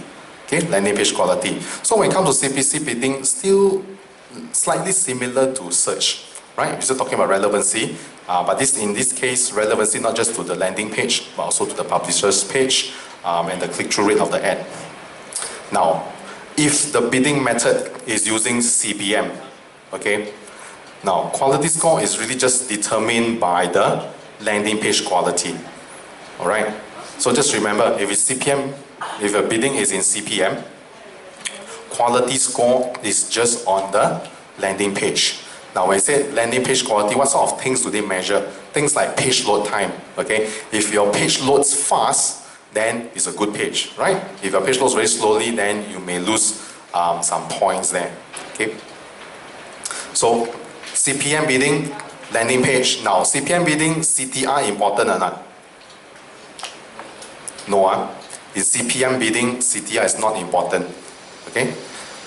More important thing is really the landing page. The only concern the landing page, so just remember that.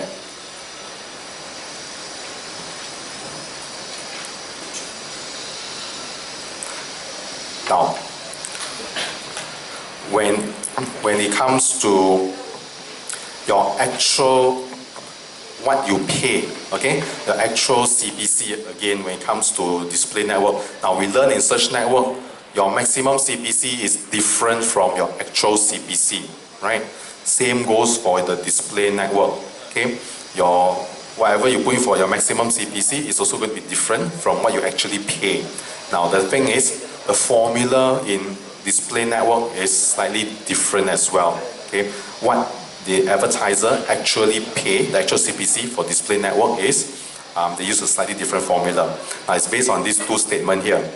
You will pay what's required to rank higher than the next best ad position only for incremental clicks you get from being your current position. Okay, and the second statement says that you pay the price you will have for the next best ad position for the rest of the clicks.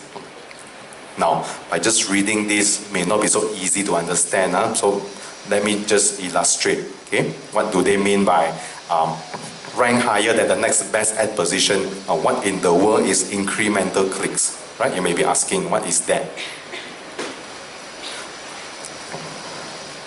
So let me show you an example. Just assume that in this, what we call an ad unit. Now, what is an ad unit? Let's assume ad unit is like a place. If you have a website, you already allocated a place on your page where advertisements can appear. Okay? Now, this spot or this ad units, sometimes you can have one whole full ad occupying the ad unit. Sometimes you can have two ads occupying the same ad unit, right? If you see certain websites, if you see those areas where it's like quite long, right? Sometimes you will see actually 2 or 3 different advertisements inside it. Or sometimes it's just being shown one advertisement only. Okay? So do remember, ad unit is really that spot, okay, on the page where advertisers can put their advertisements there. Right? So some ad units, we can have 2 advertisements inside there. Okay? So in this example here, let's assume this outer big box here is the ad unit. Ad 1 is an advertisement. Ad 2 is another advertisement by another advertiser. Okay? Now, if advertiser 1 gets 10 clicks, okay, from this image ad there, and advertiser 2 get 8 clicks based on this image ad there, the incremental click that advertiser 1 is getting is 2 clicks, right? 2 clicks extra. So that's what they mean by incremental click. Okay, how many more clicks did the top advertiser got more than the next advertiser? Okay, so first thing you must get is, what is incremental clicks? Right? Got it? Incremental clicks? Okay, so in this example here, incremental clicks is 2. Okay, keep that in mind. 2 incremental clicks. 8, advertiser 1 gets 8, advertiser 2 gets, advertiser 1 gets 10, advertiser 1 gets 10, advertiser 2 gets 8 clicks. Ad 1 gets 10 clicks, ad 2 gets 8 clicks. Right? So how to determine how much will advertiser 1 pay, or how does he pay? So advertiser 1, okay, for that 2 incremental clicks, okay, for that 2 incremental clicks, advertiser 1 will pay 1 cent more than what is required to rank higher than advertisement 2. Okay, remember that 1 cent thing, right? So basically he's just paying 1 cent more than what the advertiser 2, the maximum CPC is. Okay, for that incremental clicks. Now, advertiser 1 still have to pay for 10 clicks, bear in mind, have to pay for 10 clicks. It's just that 2 clicks is paying based on incremental clicks, based 1 cent more than what's required to rank higher than ad 2. The 8 clicks, the advertiser 1 will pay a lower price, okay, a lower price than the 2 clicks, which is what he would have paid if advertiser 1 was in the second spot. Okay? So there's 2 components to it. Okay? There's 2 components. Okay, again, there's 2 components to it. First, you have to find out what is the incremental click. Okay? So in this case, ad 1 got 10 clicks, ad 2 got 8 clicks, incremental click is 2 clicks. Okay? So what the system is saying is that, hey, if advertiser 1 was not at the top position, if at the second position, he would have gotten 8 clicks, right? because he's at the top position, he gets 2 more clicks extra, right? That's why I get 10 clicks. So in terms of paying, it's different as well. You pay cheaper for the 8 clicks because you will have got it if you're at the second spot, right? And you just have to pay more for that 2 extra clicks for being at the top position. Okay? So the question is, how do I determine how much I pay for that 2 clicks and how much I pay for that 8 clicks? Okay? So to pay for the 2 clicks is actually 1 cent more than as if you were to be in position 2. And the 8 clicks is, he's paying a lower price as if he is in the second position. Okay? Now, still don't understand, never mind, I got numbers to illustrate. Okay? This one may take some time a bit. So must know what's incremental clicks first. Okay? Now, let's go to an example here. In this example here, I have 3 advertisers fighting for only 1 ad unit with 1 ad spot only. Okay? 1 ad unit with 1 ad spot.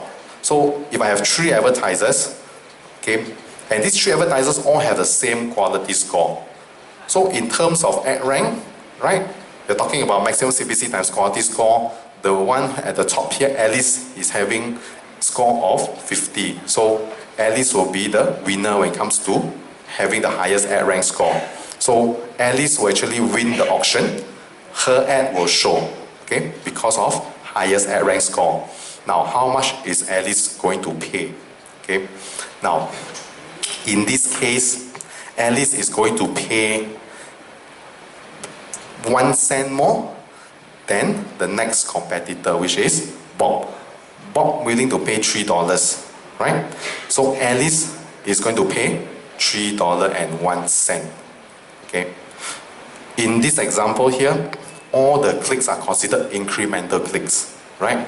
Because the first position will get all the clicks, second position will get nothing because not shown, right? So in this case, in reality, I consider every click as incremental. Okay? So, first example, this one slightly easier. Now, second example.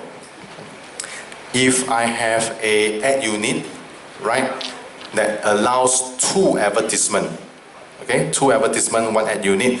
So out of these 3 competitors here, 2 will be selected to show the advertisement out. Okay, so based on their ad rank score, now Alice will show the ad, Bob's advertisement also will show. Okay, now first we calculate how much is Bob going to pay, right, for every click. So Bob's calculation, very straightforward. 1 cent more than his next competitor, right? So 1 cent more means what?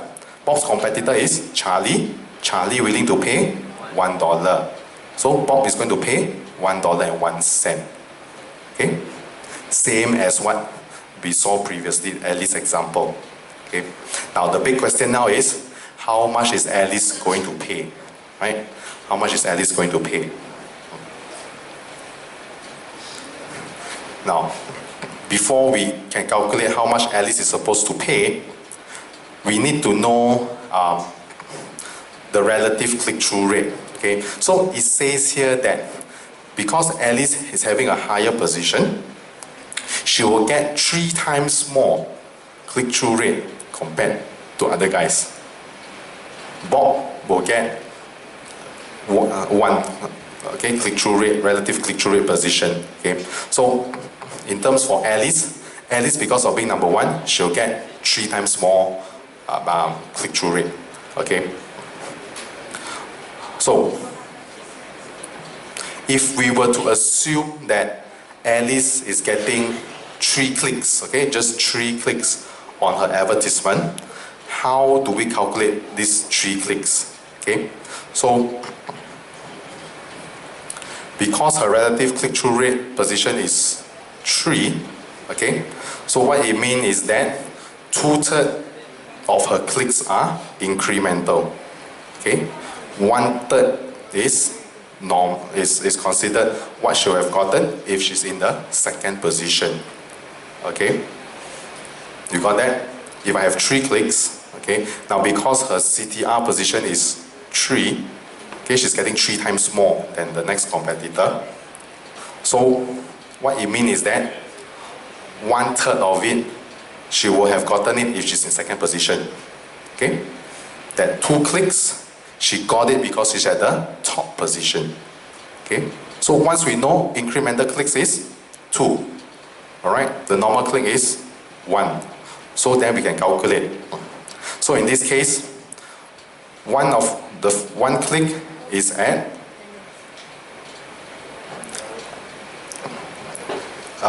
the normal, as if Alice is in the second position. If Alice is in second position, she will have paid $1.01, right? If she was in second position, okay, how much will Alice pay if she's in second position? Okay, based on Charlie's maximum CPC, the third guy, $1 plus 1 cent. Okay, so Alice will pay one of the click at 101, and the incremental click. Okay, how many incremental clicks? 2 incremental clicks. Okay, 2 incremental clicks. Now, how is she paying for these 2 incremental clicks? Okay, based on Bob's CPC plus 1 cent. Okay, so because she is at the top position, her incremental click, she gets 2 clicks. That 2 clicks will be based on $3 plus 1 cent, based on Bob's CPC, right? Plus 1 cent. Now, that 1 click, she would have gotten that 1 click if she was at Bob position, right? So assume that she's at Bob position for that 1 click, she'll pay based on Charlie's maximum CPC, which is $1, then plus 1 cent. Okay, so that's how I got this table here. 1 click, $1, 1 cent. 2 of the clicks, which is incremental, $3.01 per click. Okay, so when we calculate the cost, 1 click times 101 is $1.01. 2 clicks times $3.01 is $6.02. Total I pay for the 3 click is $7.03. Divide by 3, okay, because 3 clicks, average out per click is $2.34. Right? Yeah, there are a few components to this to calculate. So again, one is you must know what is the incremental clicks. Okay? Then you must know what is the click that she would have gotten if you were at the next position, lower position. Okay? So you got to differentiate out these 2 types of clicks. Once you know how many of the clicks are incremental, how many of them are, you have gotten it if you're at a lower position, you can calculate the CPC for both the clicks. Okay? Is it possible that second advertiser get more clicks than first? Possible for second advertiser get more clicks. Based on this example here, no, because of the click-through rate, because of the relative click-through rate, right? In real life, possible, right? In real life, possible. But in this example here, I fixed the relative click-through rate of position. I say that top position will get 3, second position will get 1. How will that work out? How would that work out? Okay, so more important, I'm going to focus on these 3 times here, right? So what I'm saying is that Alice will always get 3 times more traffic click-through rate compared to all the other guys here. Okay, so that's how I determine that what is my incremental click, which is my normal click. Okay, so in this example, I'm just assuming 3 clicks for easy calculation purposes. Okay, so 3 clicks, if I were to divide by 3, then 1 of the click is normal. 2 of it is going to be incremental. Okay, so just take the number of clicks divided by 3, then I know what is my normal supposed to be. Okay. Now, this one may take a bit of time to digest, right? This example is on the study guide. Okay, you can actually go through it to understand it better, right? Now, the good news is this is not in the exam, but I want you to understand it as well. Okay. It doesn't mean not in exam, don't need to know, also must know. Okay, so at least you understand the mechanics. Okay. So take time to digest, identify what is the incremental click and what's the normal click, then you know whose maximum CPC you take in order to calculate, right?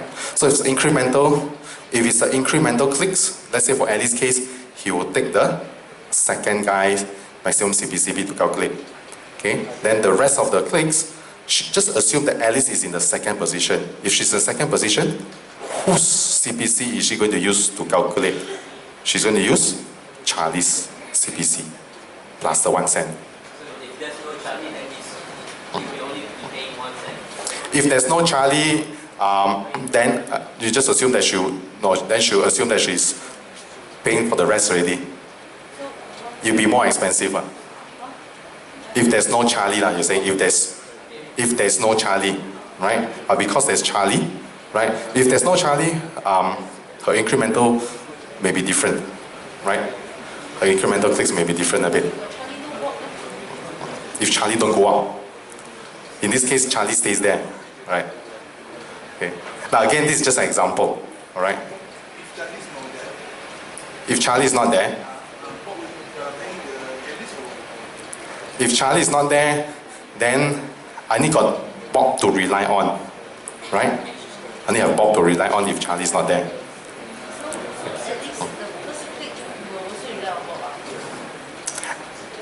At least the normal click also will rely on Bob in that case, because that's the only CPC that she can rely on. So this for the first CPC will be 3.01, then after that the second one also will be 3.01. In this case, all the clicks will be at 3.01. If there is no one to rely on as well after that already. Okay. Yeah, but the incremental also must times on the second one, right? But you say there's no Charlie, if there's no Charlie, right? Now two scenarios, either we follow that, or if let's say for that auction, if there's a minimum bid there, most likely we'll follow that minimum bid plus 1 cent. Okay, so possibly could be a minimum bid there as well. Okay, but good question, no one asked me that before. Okay, so possibly my guess is probably minimum bid plus 1 cent. Okay, that would be a better answer, right? Yes. Is that also applies to YouTube videos? To YouTube videos. In this case, slightly different, because in YouTube videos you don't have like 2 spots, right? So far in the documentation, they just put it as the ads on the sites. Okay. So you just have to understand what is incremental clicks and how they charge based on that. Now, that is on the actual CPC for a Google Display Network image ad. You also got to recognize there are times, okay? There are times when, let's say, you have this one big ad unit, possibly to have 2 ads inside there. Okay. Now in this scenario, I have 3 competitors, okay, fighting for 2 spots in the ad unit. Now there are scenarios whereby the ad rank score is really very good, okay, very high, that it probably can be higher than these 2 ads combined. Okay. So there is a possibility whereby even though I have 2 spots available, the system will just take 1 ad and show it there. Okay, because this guy rank is very high, score is very high. Okay, so just recognize there is a possibility. You will see sometimes on some web pages, you see the space is so huge, so high, right? And then you only see 1 ad in the middle there, a lot of blank space. Okay, that could be the case whereby that ad, the ad rank could be very high. The next competitor or the next 2 competitors can't even beat this guy, even their scores combined. In this case, 2 and 3, their score combined can't even beat the number 1 guy. Okay. So just remember there's such possibility as well.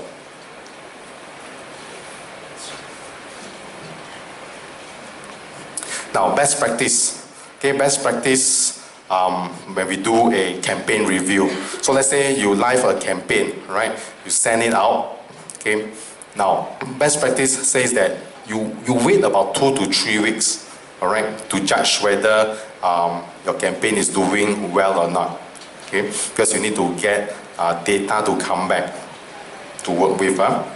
So once you leave it for 2 to 3 weeks, you can measure the performance of your account at various levels. You can measure it at the campaign level, you can measure it at the keywords level, you can measure at the placement level, or even at the advertisement, your image level, just to see how are they performing.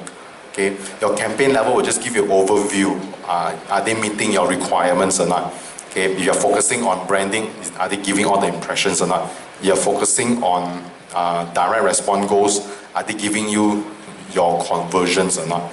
Okay, then campaign level is very high level. Remember, campaign level, you will still have like ad groups. Okay, ad groups will have keywords. Okay, and the ad groups also will have your image ads. So you can analyze one by one. Okay, these keywords, okay, are they giving you that conversion that you want or not? Are there certain keywords that is losing you money when bringing traffic, but your goal is conversion, but don't even give you a single conversion? Okay, so you can evaluate the performance of this type of keywords as well. Those keywords that give you conversion, you keep. Those that don't give you conversion, maybe you may want to consider eliminating them, right? So same goes for placements. Now what are placements? Placements are, I tell the system what website I want to advertise on. Okay, so let's say out of the 5 websites that I tell the system to put my advertisement, one of them don't give me conversions, I may want to discard them. Okay.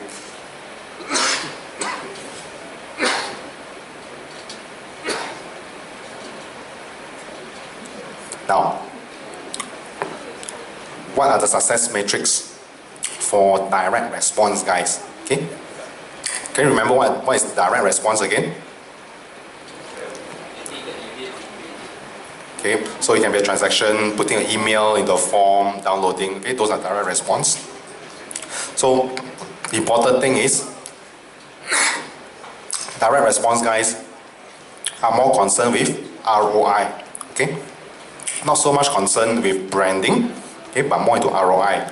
So the key metric they use is conversions. All right, they are really stressed on how many conversions am I getting today or next or last week. Okay, the number of conversions. Now, because of conversion, other metrics that play a role as well is how much am I paying to get this conversion, which is cost per conversion. What's the conversion rate like? I send 20 people to the web page. How many of them convert? Right? 20 people go there. Only 2 people convert. You're talking about what? 10%. Okay, so I want to know what's the rate and what's the cost per conversion. Then there's something called view-through conversion. Okay, in display network, there's something special called view-through conversion. Now, what is a view-through conversion?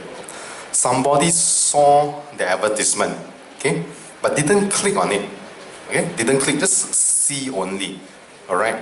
Then somehow this user went to your website, all right?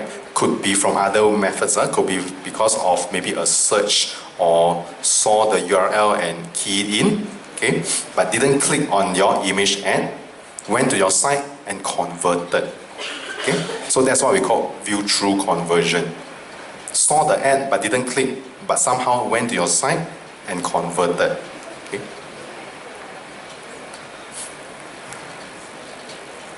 Just remember, view-through conversion, there's what we call a window as well. Okay, there's a conversion window. So if I say the view-through conversion window is 30 days, what it means is that after I see the ad, if I convert within the 30 days, it's 1 conversion. If I see the ad and I convert after 30 days, then it's not calculated. The conversion window has closed already. Okay? So just remember what is a view-through conversion.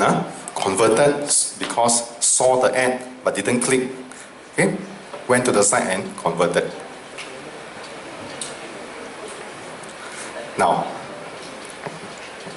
there's something called a placement report. Okay?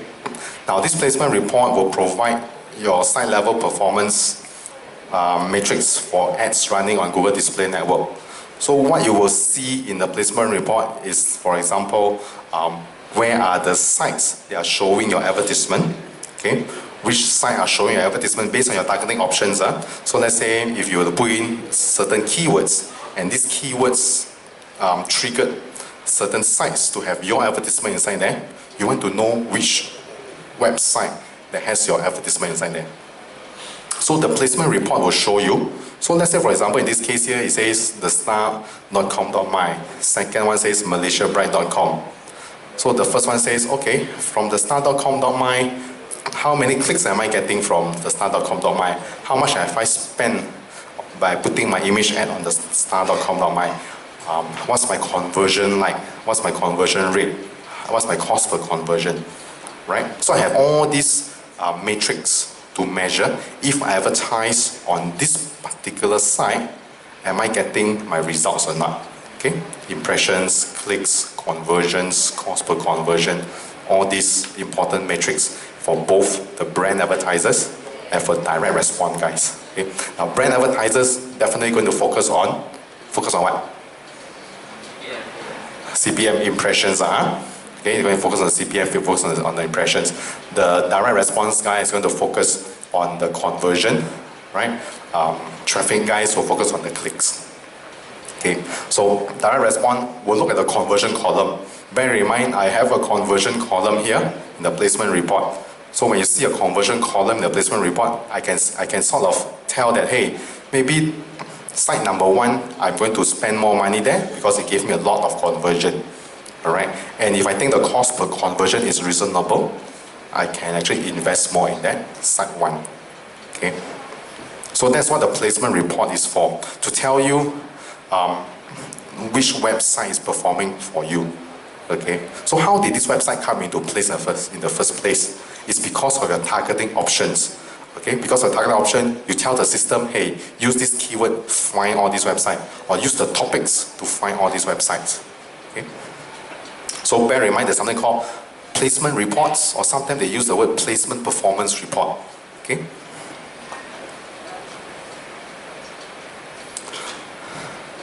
So for direct response guys, use conversion data to guide your decisions. Okay? So sites that are meeting ROI objective, consider adding them into managed placement.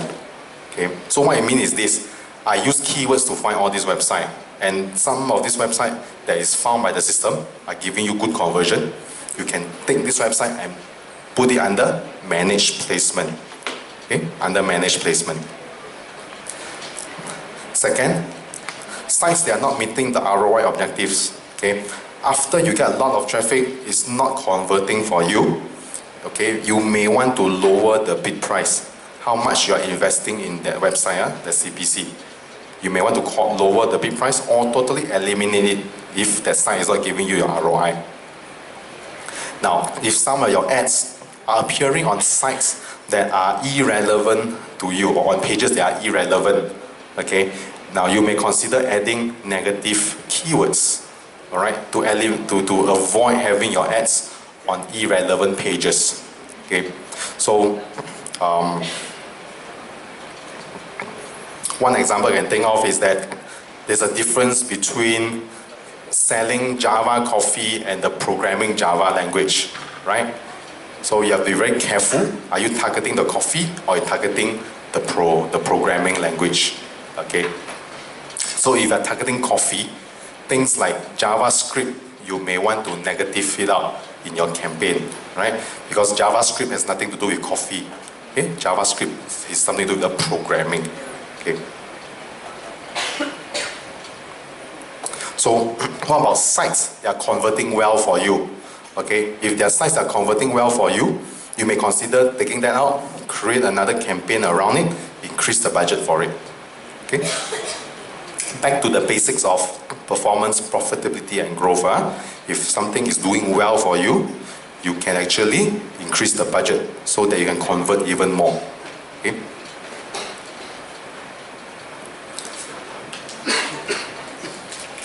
Okay, let's move on. Now let me talk a little bit about how we optimize and refine some of the campaigns. Okay, so let's say you have the results already, you want to improve it some more. Okay, what can you do about it? Now, there's something, or there's a tool called site and category exclusion. Okay, so let's say, for example, you do keyword targeting, right? You actually, before you run your campaign, you do not know what sites the system can choose for you, okay? But let's say you have a rough idea. I know for a fact I do not want to appear on certain sites. You can tell the system that. Maybe it's my competitor website, or website I know for sure is not relevant. I can tell the system, you can use this keyword to go and find me all the sites, but please don't appear on site abc.com, for example. Okay, so that's site exclusion. Or I can tell the system, hey, please don't put my ads on sites that talk about crime, police, or emergency, because it's not relevant at all in those category, or sites that has mature audience, or sites that is not relevant in this certain particular category. Okay, you can choose some of this category as well. Okay, that your ad will not appear on. Now, by default, a lot of all these categories are actually turned on already, in the sense that it will not appear. Okay, so certain websites, by default, your ads will not appear there unless you are relevant in those industry, right? So let's say, for example, crime, police, or emergency, unless you are selling firearms or something related to those industry, then maybe you want to turn it off and show your ads over there. But otherwise, all these are excluded. Okay? So what is the site and category exclusion tool is for? Is so that you can tell the system where not to show your advertisement.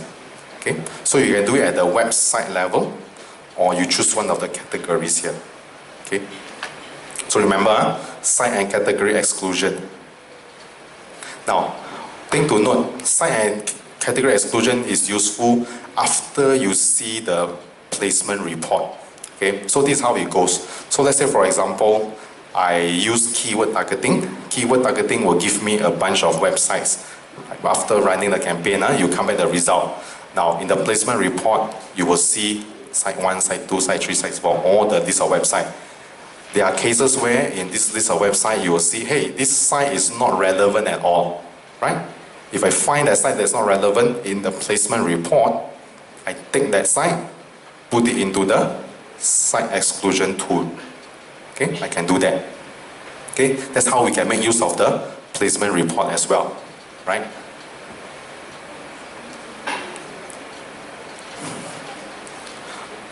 Okay, so know what to do with the site exclusion tool. Now, the next thing is about custom ad scheduling. Now, same thing, this is something that we use in search campaign as well. We can also use ad scheduling for display as well, same thing. Okay, now, if we know that specific time or specific day of the week where your business is getting more traffic, all right, you can actually spend more money advertising in those time slots or those days, especially if your budget is limited.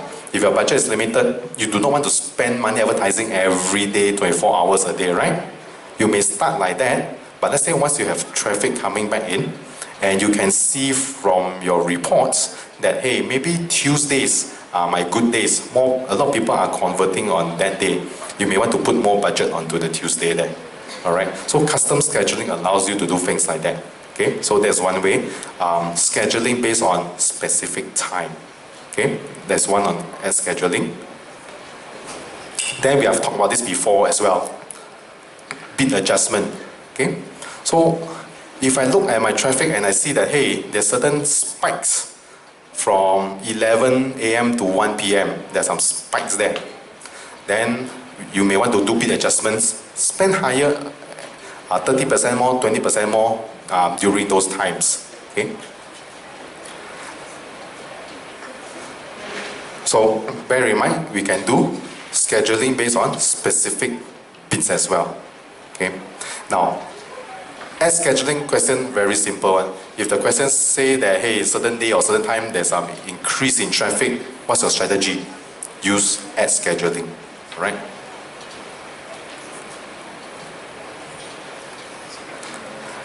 Now next.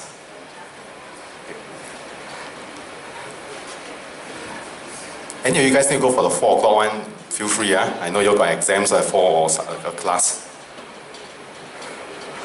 Now, next, Google Analytics, okay? I've spoken about Google Analytics before, right? So we can always refer back to Google Analytics as a tool to find out what is happening to people who come to your website, okay? AdWords is just a tool to do marketing, to do advertising. Google Analytics is a tool to find out when they reach your website, what do they do there? Where do they come from? How long do they spend on the website? Did they come from website A or did they come from website B before visiting your website? All this information Google Analytics will tell us, okay? Or did they visit page 1 only and then go off? That's what I call a bounce rate. Or they went into the main page and they go to a few more other pages. Okay? So analytics will tell us all this. So sites referral, what is sites referral? Which site did they come from? Okay? So if I were advertising at the start.com.my, they click on the ad and come to my site, I will know from here. The referral came from there. Which country is the user is from? Okay, I will know that. Time spent on site. How long did the user spend his time with me on my website? Okay, source of traffic. Is it paid traffic, or is it organic traffic, or is it social traffic? Okay, so what is the source of traffic? And there are many other things inside analytics can actually tell you. Okay, so just remember, analytics is something that will tell you what the user is doing in your website. Okay.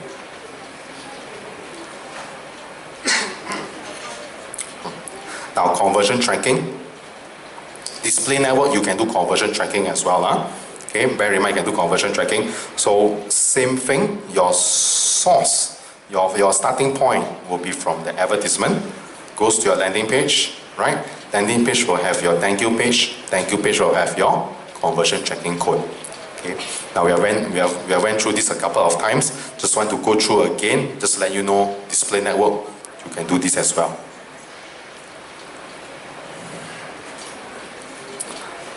There is something called conversion optimizer in display network as well. Okay, search, remember we do have conversion optimizer, correct? When we focus on conversion, it's actually using conversion optimizer. So in display, we can do that. We can do conversion optimizer.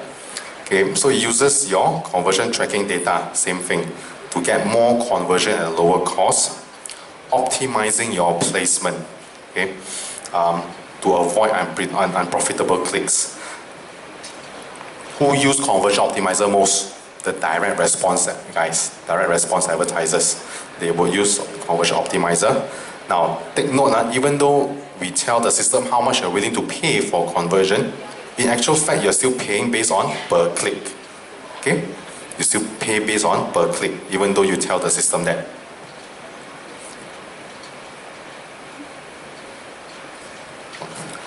Now, we have the conversion optimizer.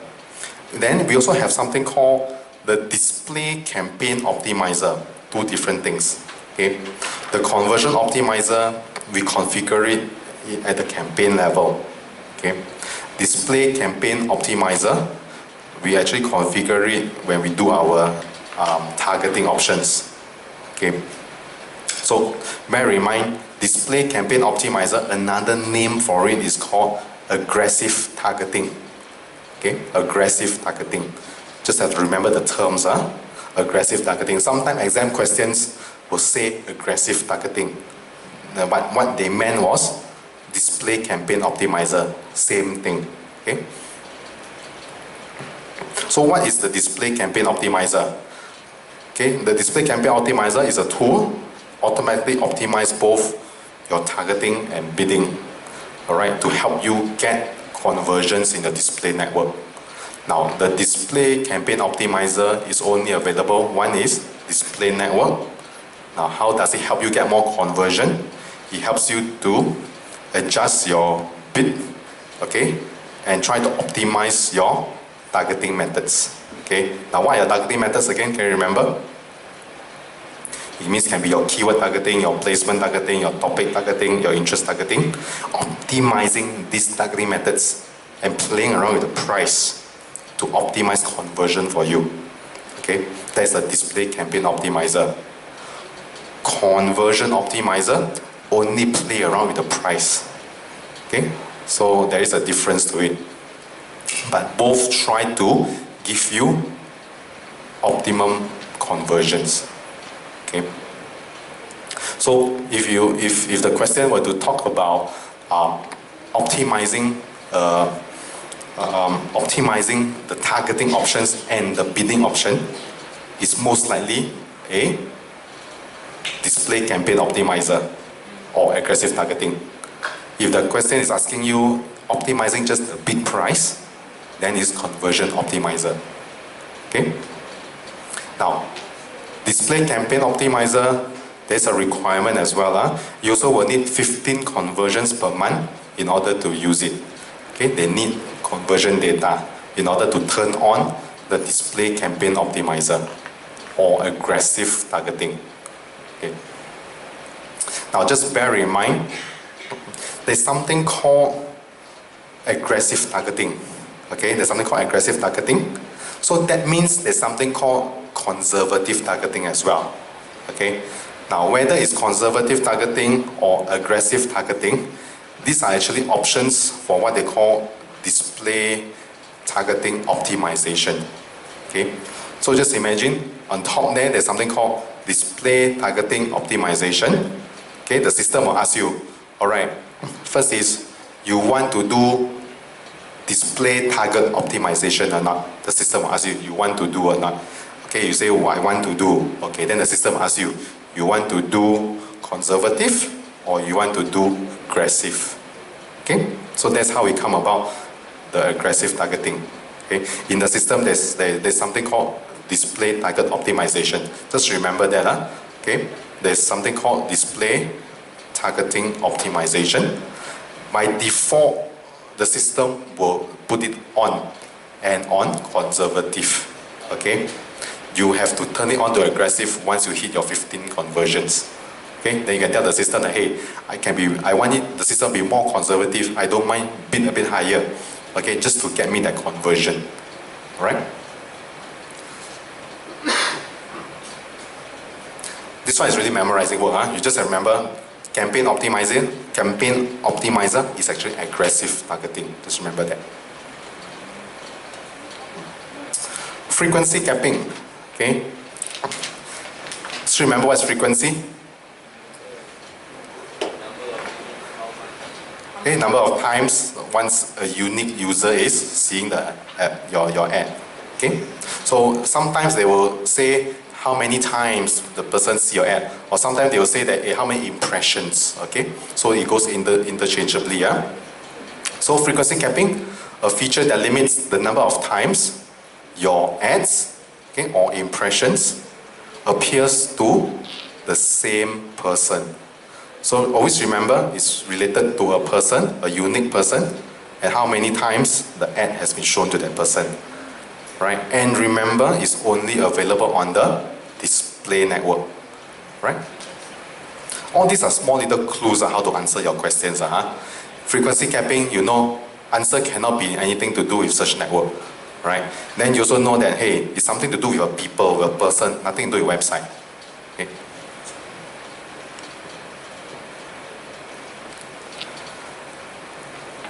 Okay, let me finish off this portion, which is display ads on YouTube. Okay, then we do Q&A. Okay, now, what I've shown you is that, hey, you can advertise on other people's website, right? On those guys who are opt-in in Essence program or the double-click ad exchange. Now, you can also advertise on YouTube as well, which is covered under display ads. Now, why do we want to advertise on YouTube? One reason is the traffic is getting. YouTube is really the second largest search engine on the web, right? It's the second largest search engine, and we have about, they're talking about 1 billion unique visitors per month. Okay? So a lot of people are going to YouTube to watch videos. So sites that have a lot of traffic is really very valuable. People want to advertise on it. So if you as an advertiser, you also may want to advertise it to grab your target audience.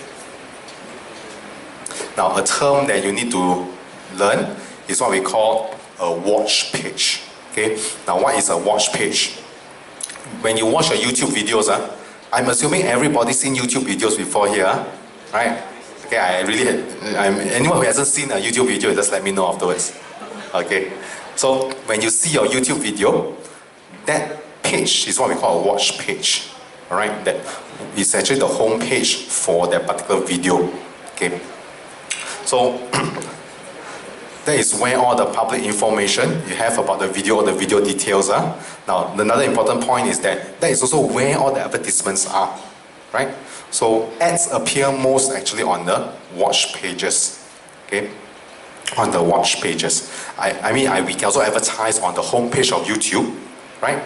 But actually, ads that appear most actually on all these individual watch pages. So, know what is a watch page, know where most advertisements are at. Okay? Most advertisements are at the watch page. Now, what are the formats that we can see on the YouTube page? You can put the standard display ad. Okay, you see this Milo ad here, which is like a banner ad. You can see here next to a search result. You can put an advertisement like a banner inside the video, right? That's what we call the in-video overlay ads. So let's say while you're watching this video, you have this advertisement here, right? So that's what I call in-video, inside the video, overlaying, which is the banner, overlaying advertisement inside there. Then, if you were to go to, for example, youtube.com, the homepage, right? You will have what we call the masthead. Okay, this is the desktop video masthead.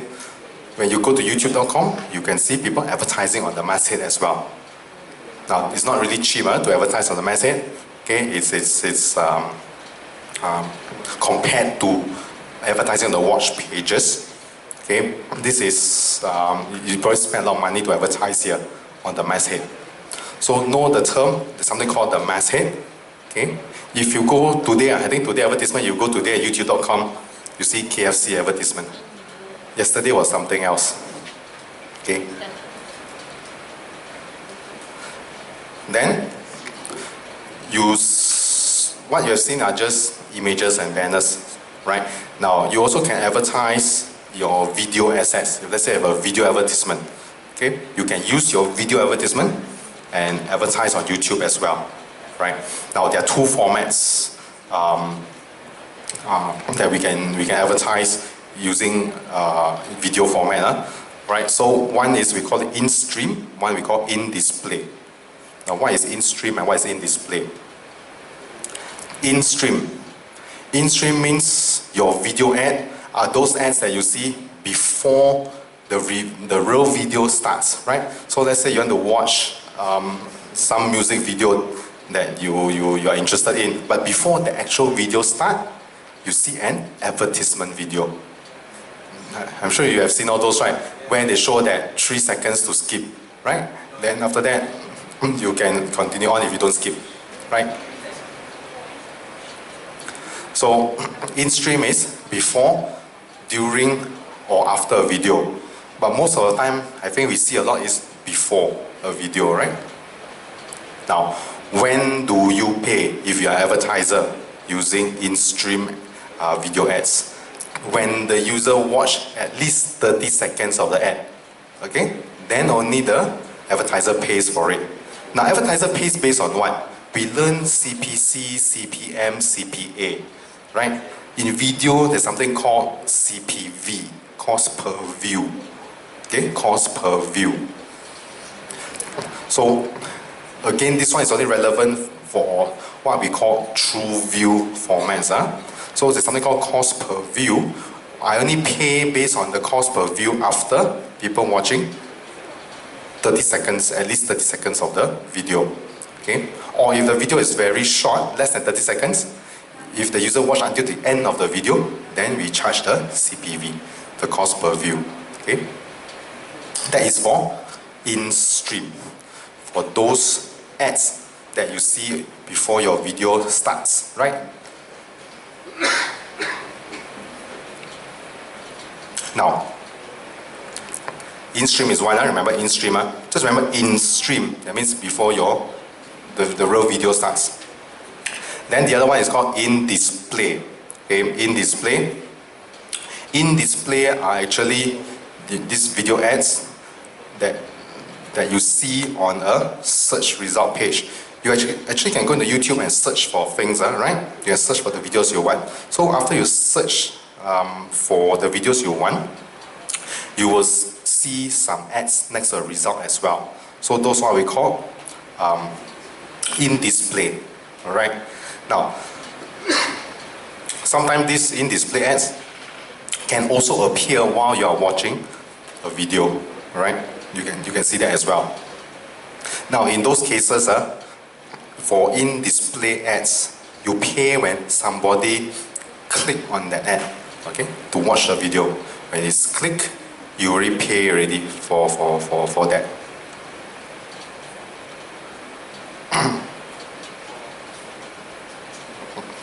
So for in-stream video ads, okay, for in-stream, so remember there's in-stream, in-display. For in-stream video ads, viewers see your video before the main video plays. You have up to 5 seconds, 5 seconds to skip it. So it's very important for advertisers how to entice people not to click the skip button, right? After that 5 seconds. Okay, cost model, pay only when viewer watch 30 seconds of the ad or to completion if the ad is less than 30 seconds. Okay, so just remember the key thing is 30 seconds. Okay, the user will pay, advertiser will pay once the user watches more than 30 seconds. Recommended destination URL. Now, if you notice that on videos, we can actually put what we call overlay, right? And click on it and it goes to somewhere else. Okay, so you can actually overlay and when people click on it, it goes to your website. You can do that, right? Or you can actually link them, go back to your watch page, right? Some people also can go back to the channels as well. That's on in-stream. Now for in-display, viewers see your video alongside videos they are watching on. Okay, so let's say you're watching this particular video, you can see your ads next to the video. In this case, the ad is not inside the video. The ad is just next to the video. Okay? Same go for a search result page in YouTube. When you search for something, it will show you your ads in the results page as well. Payment model wise, the advertiser will pay only when they click on it. Okay?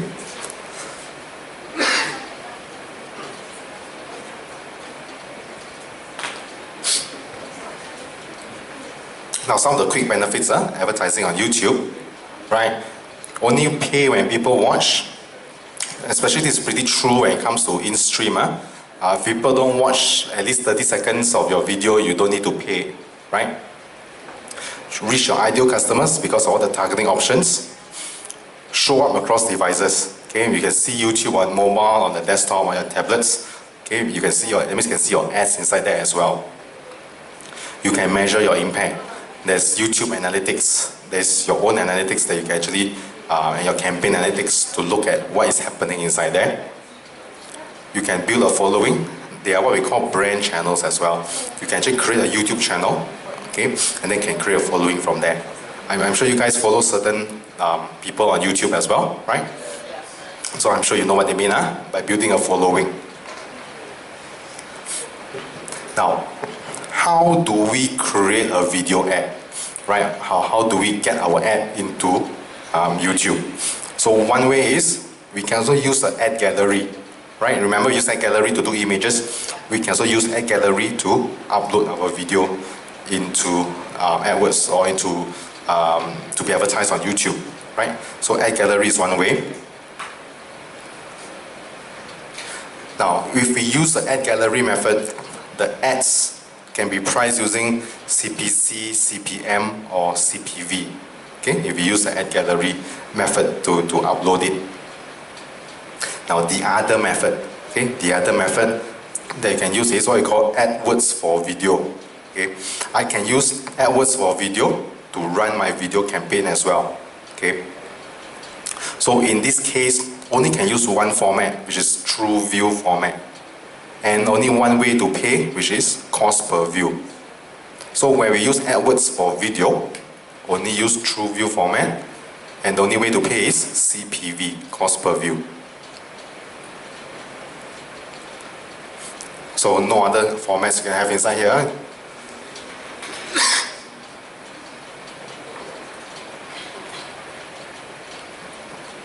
Okay, now for YouTube really you just have to remember there's something called in stream, in display.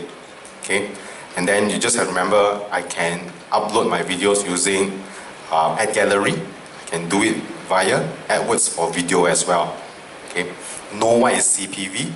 If I do upload or if I do my campaign using AdWords for video, I will be actually using the true view format, right? And I'll be charged based on CPV, cost per view.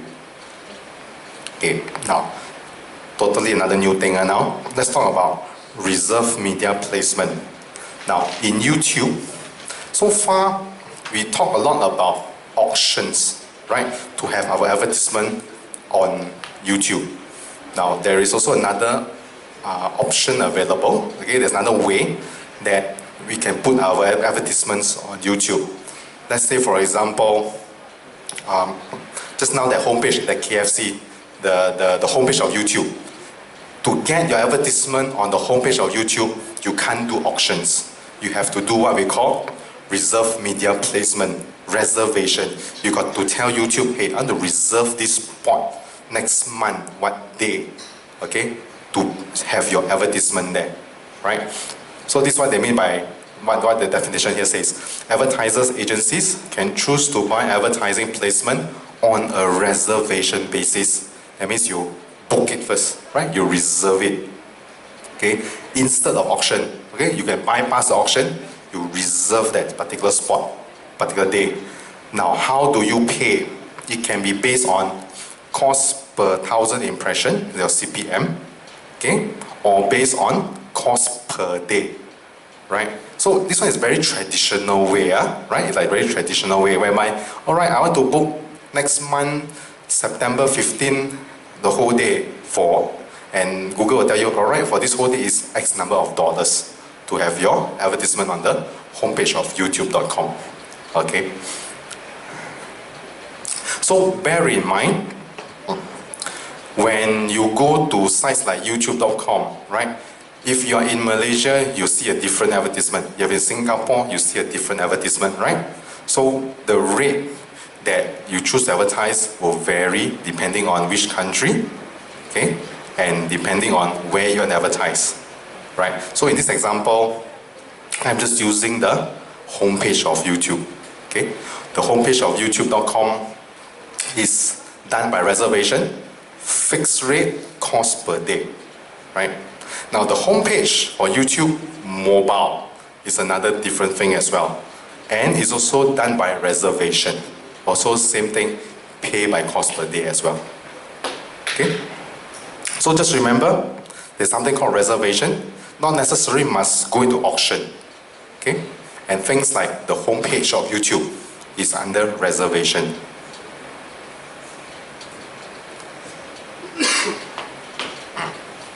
So this example is just to reiterate what I've said. This is the homepage of YouTube. There's an advertisement here. This advertiser is paying cost per day, right? This is called the masthead. Now, because you are not using the auction to place your ads. There's no dashboard to see, isn't it? To see the results. So if you want to see what's the result, the Google representative will give you a report. Okay, you go through the representative.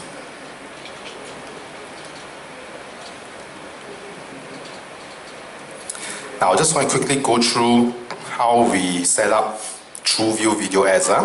Okay, so typically people will just upload the video into your YouTube channel first, right? So assuming that you have a video on the YouTube channel, okay, all you got to do is same thing, go into your AdWords account, start a campaign.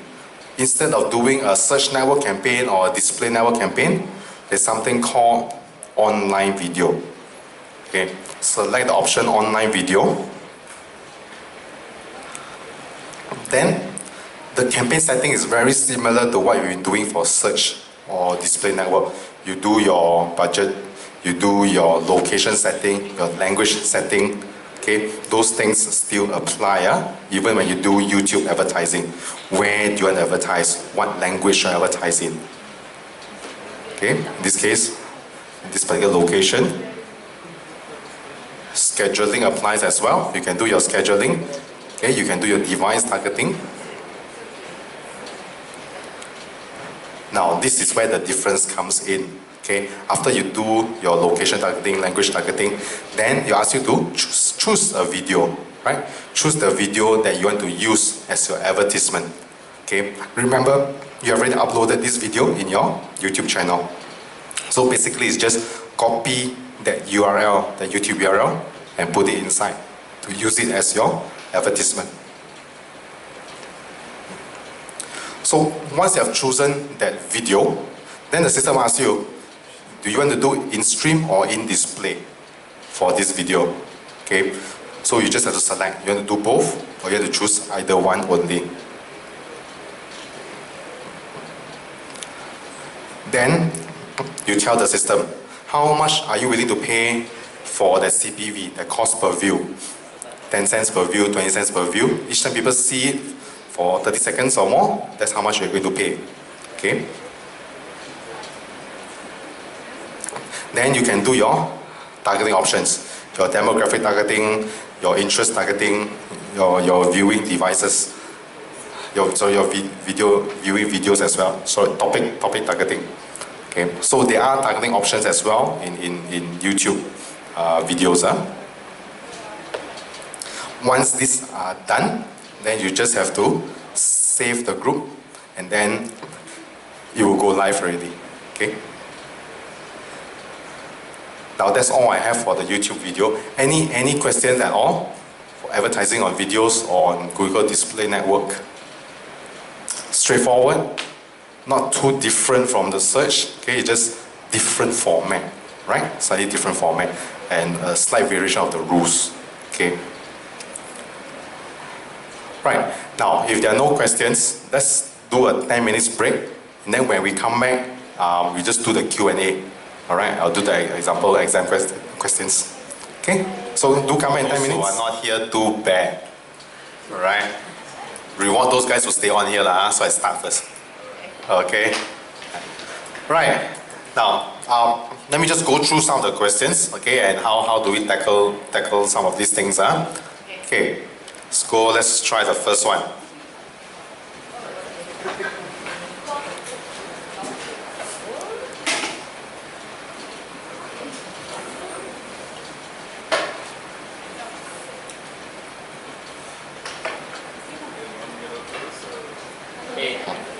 So what does it mean by being above the fold?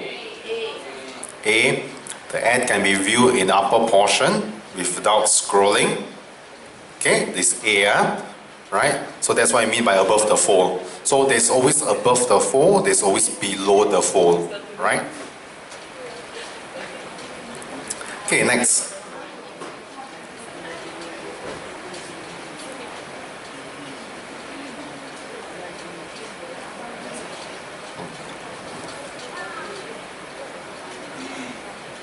A, B, C, D. Donkey, right? So the clue here is image. Where can image be? So it has to be Google Display Network, right? Next.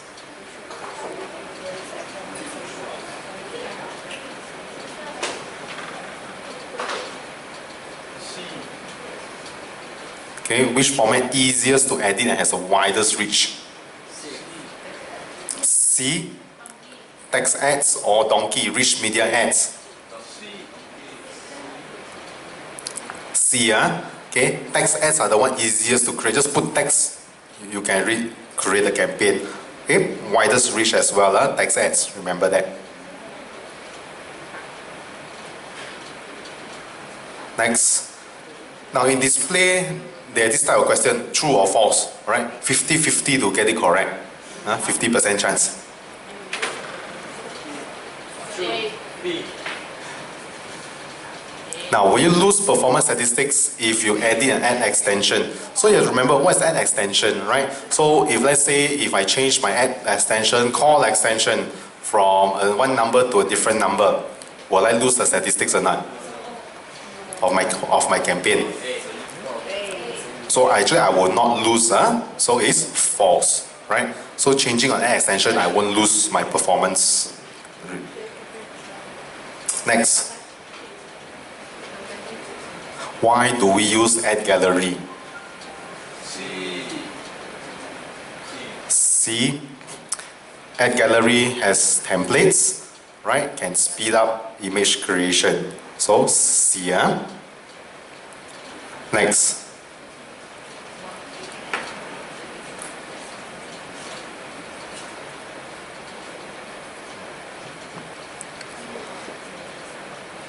So what if some of the ads don't look nice in the ad gallery? What do you do?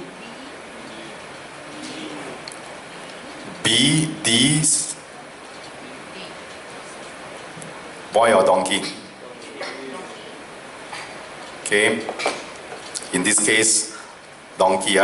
Those not show properly, you just create a new one for them. Okay. Key thing is you want all your ads in all the image sizes.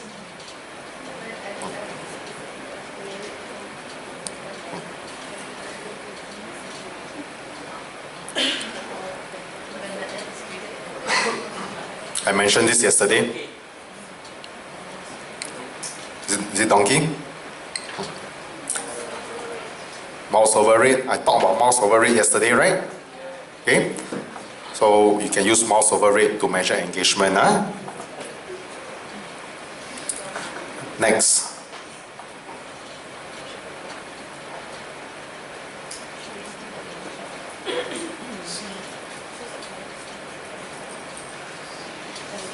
A, B, C, D. Which one looks sensible? C. Choose a color scheme that goes well with the image and brand. Now A cannot. Foreground, background, same means cannot see. They're putting all same color, right? Which is blue. So answer is C. Next.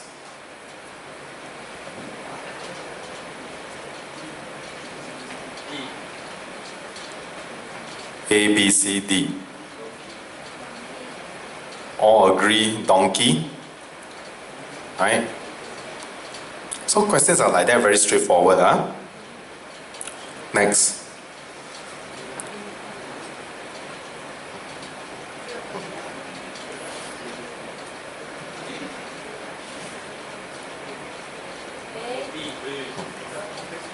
A, B, C, D. Boy. Boy. Only the ads of advertiser one will be shown. Okay. I just explained this just now only. Right? Ad rank of one guy beats the other two guys. Okay. Potentially his will show even though got two slots available. Okay. Next.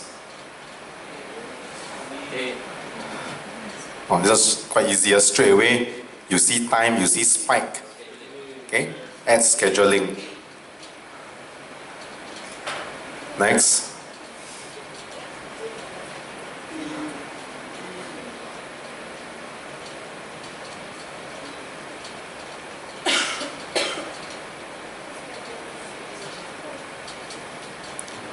A, B, C, D.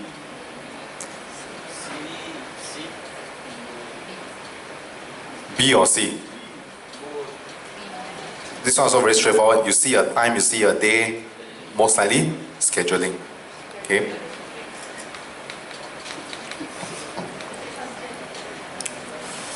Okay, this one talk a little bit about policy.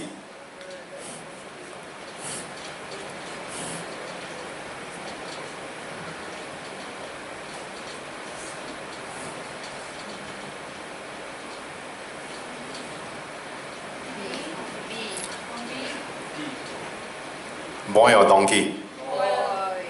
Boy? Now you must understand the question. This one, this guy is just putting an image of a date selector. It's not a real date selector. You click on it, you just go into the website. You cannot choose the date. It's just a pure image. Okay? So boy or donkey?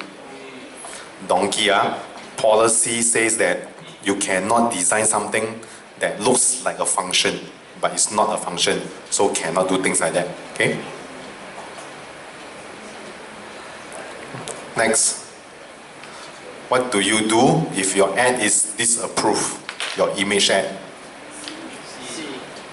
C. C, edit and save, or upload a new one. Okay, C. Next.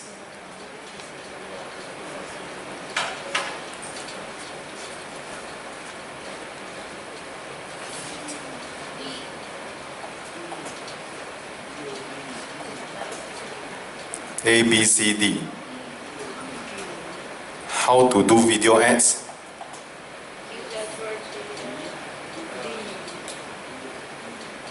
Which one? D, donkey? Right? So there's something called AdWords for video, which we just talked about. Right? You use AdWords for video to start your campaign, to build your campaign. Next. So this one again, back to goals, right?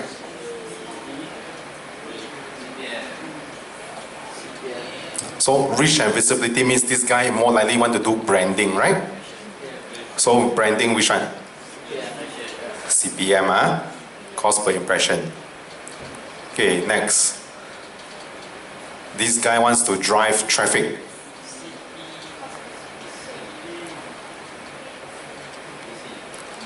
Which one? If you want drive traffic? Drive traffic is always on clicks, so CP, C. Okay?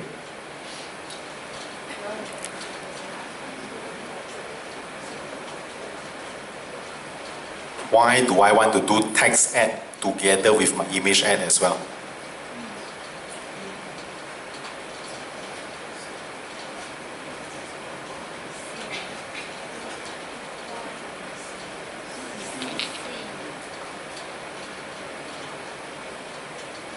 A, B, C, D.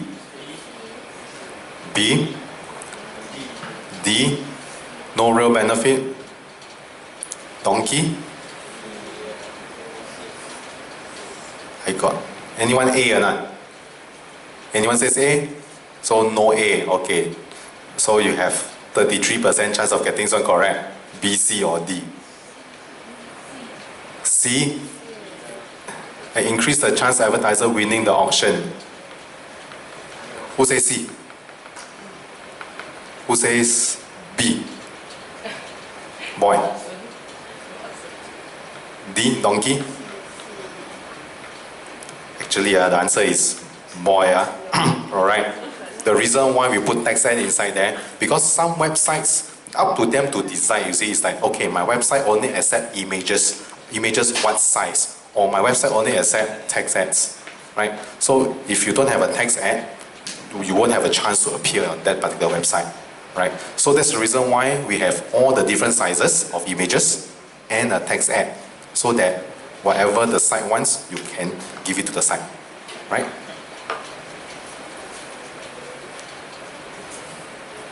Next.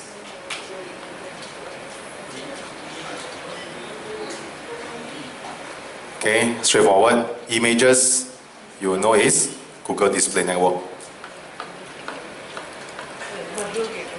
Okay, next, direct response advertiser.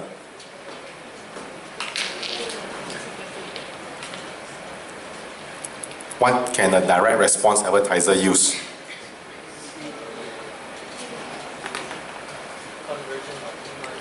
Conversion optimizer. Sounds like something direct response guy would want to use. Okay, so it's A. Next. Okay, I mentioned this many times. A, B, C, D. Based by, when we bid by CPA, right? But we actually pay by what? A or B? Click or conversion? Conversion. Pay based on conversion for CPA. B. Anyone says A? No one says A. All says B. Wow, you got to listen or not? A. I already say so many times. I say so many times. Alright. CPA is, yes, you tell the system what your CPA is you expect. But the system will still calculate backwards, right? And you still pay based on per click, right? Now what is CPA all about? If you don't use CPA, you yourself have to manually change the price of the, let's say, keywords, right? Adjust one by one yourself, how much you want to bid. If I do CPA, the system adjusts for me, okay? To meet a CPA target, right? Which can be $10 or $15 or $20, right? That is a target we tell. But end of the day, what you actually pay is still based on per click, right? You work backwards, right? It's still based on per click, all right? This one you have to remember, okay? You tell the system is CPA, but you actually still pay based on per click, right? Next. How do we measure the value of a click?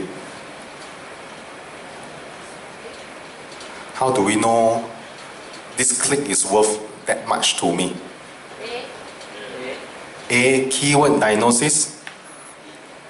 Keyword diagnosis. Donkey, conversion tracking. Which one? A or D? Okay, it's D, conversion tracking. Okay, we only know how much we spend only if we track, right? If we don't track, we know how much we spend, but if we don't track, we don't know whether it's effective or not. Okay, so if you don't track, you will know how much you spend, right? But you don't know if whatever you spend is giving you your results that you want or not. Okay, conversion. Okay, if you don't track, you don't know, hey, is keyword 1 or keyword 2, keyword 3 giving me my conversion? Or is it website 1, website 2, website 3 giving me my conversion? You will know how much you spend to put your advertisement on website 1 or website 2, website 3 if you don't track. But if you track, you know how much you spend, but you also know that, hey, website 1 gave me 2 conversion, website 2 gave me 5 conversion, which is worth how much? Because each time I have a conversion, I know how much it's worth. Okay? So conversion tracking will tell you how valuable those clicks are.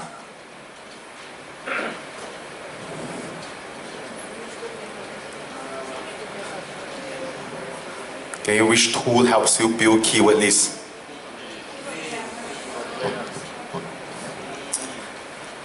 Which one? Donkey. C or donkey? Donkey? Google Display Network, another clue. Okay, so answer is C, Display Planner. Build keyword list, Google Display Network, Display Planner. Build keyword list, Search Network, Keyword Planner. Okay. Next.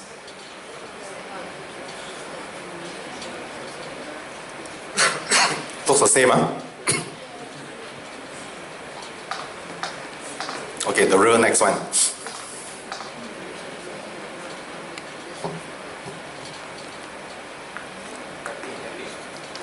So which one you can see on the display but not on search? Okay, frequency capping, correct. Okay, you only can see this on the display network. Okay, what is frequency capping?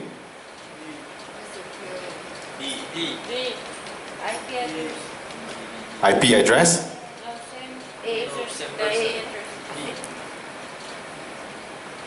A or D? Okay, cannot be B, nothing to do with IP address. Okay, nothing to do with C, A or D. Look at which network. Okay, display network. So remember, the giveaway is display network. Then who? Same person, the people. Next. What is the benefit of advertising on GDN?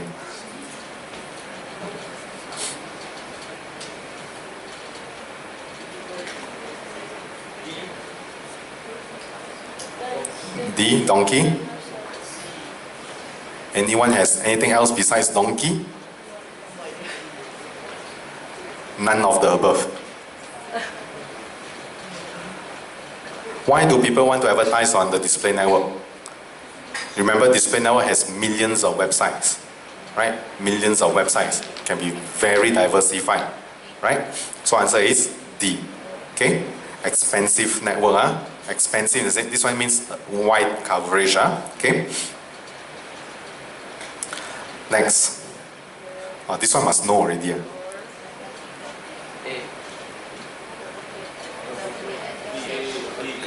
A?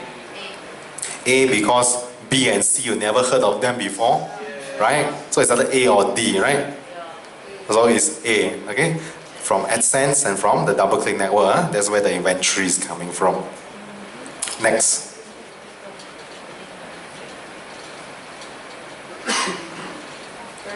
Basic as well as one. Okay, CPM, display network. Next one. Okay, I talked about eCPM yesterday. What is it? eCPM.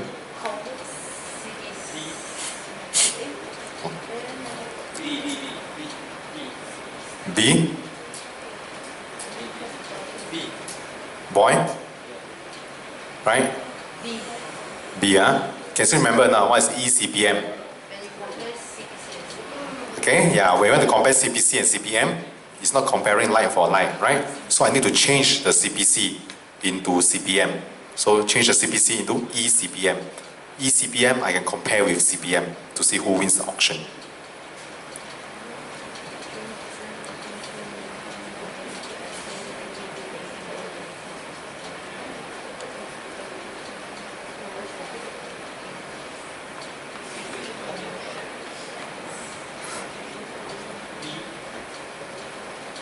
A, B, C, D. Profitable, but hitting the budget every day. Boy, right? If you're profitable, then yeah, why not increase the budget, okay?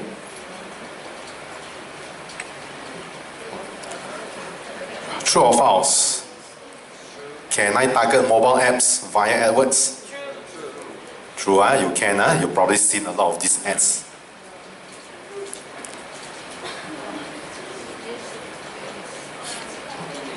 So how long to wait before you analyze whether your campaign is effective or not?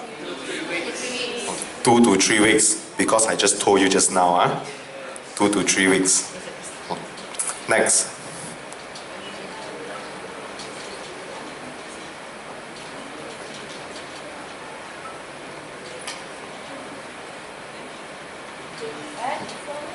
So which report can you see to look at all your targeting options and see whether it's working for you or not?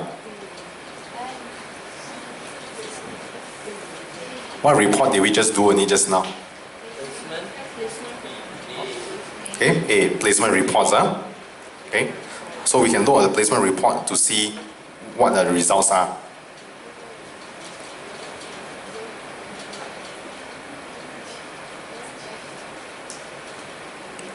Next. So what is inside the placement report? Can you remember now just now the screenshot that I showed you?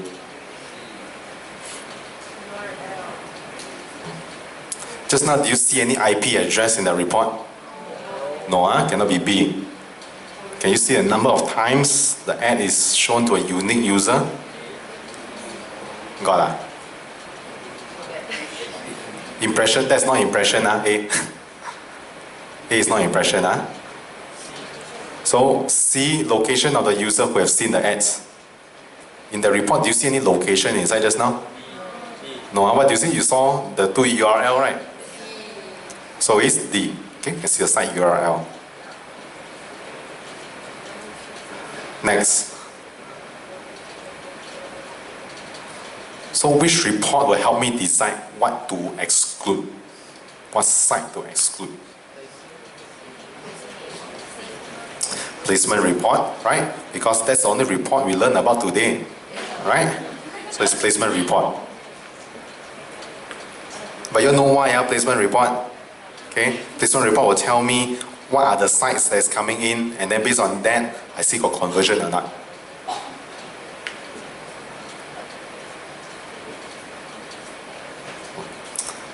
Quality score calculation. Remember I was saying quality score slightly different a bit for display network.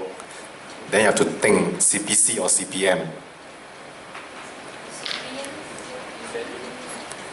So in this case, CPM. So what's the criteria for CPM to affect the quality score?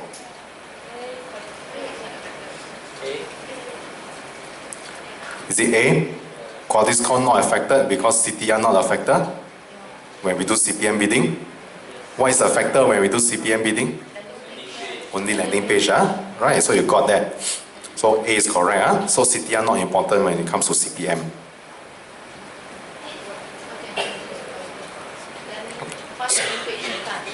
Okay. So you know the previous question, you know this one as well. So anything you do with landing page will help your quality score when we do this for CPM.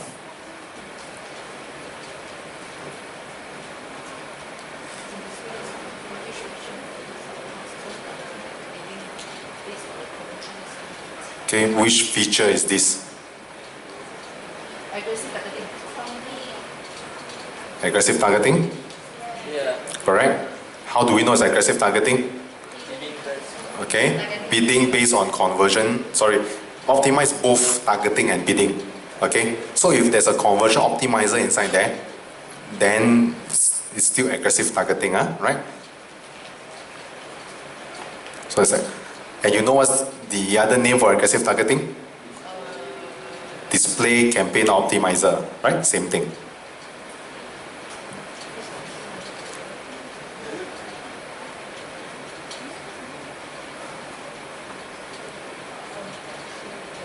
Okay, what do you mean by contextually relevant? Topic, right? So if you choose gardening, then you appear on the site that talks about gardening, right? Because of the same topic, so it's contextually relevant. Next one. How does the true view in stream pay?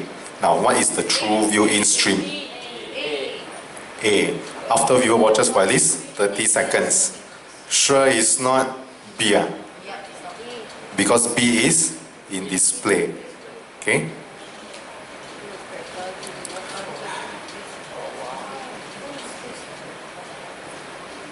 This one talks about reservation.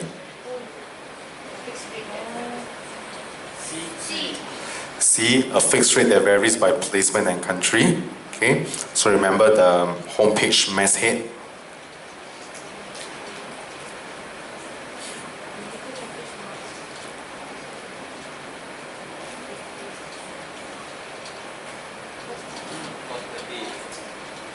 How do we pay for that? Cost per day, right? Okay, cost per day. And that is all I have, right? I don't have all 80 over questions, I just have enough energy to do this up to 44. Okay, so it's something like that. Alright, it's something like that. But that doesn't mean you don't need to revise tonight. Still must revise. Okay, whatever I teach you, I just try to go straight to the point on certain things. Okay, but you still need to revise the display network. Okay, good news is that compared to all the other 2 modules last 2 weeks, display has the less content to study. Okay, least questions as well. So I expect you all to do better than the other 2. Right? Now I think there's about how many of you guys here? Basically about 40, 50 of you guys here. Right? Now for you, all you guys here, really please do get yourself certified. Right? If you have not pass the first exam, do please retake it.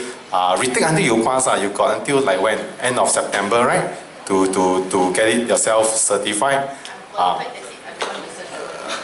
As long as you get yourself certified, qualified, okay. I can tell you, let me stress again, there is a good value when you get yourself certified as a Google AdWords professional or Google AdWords individual qualified.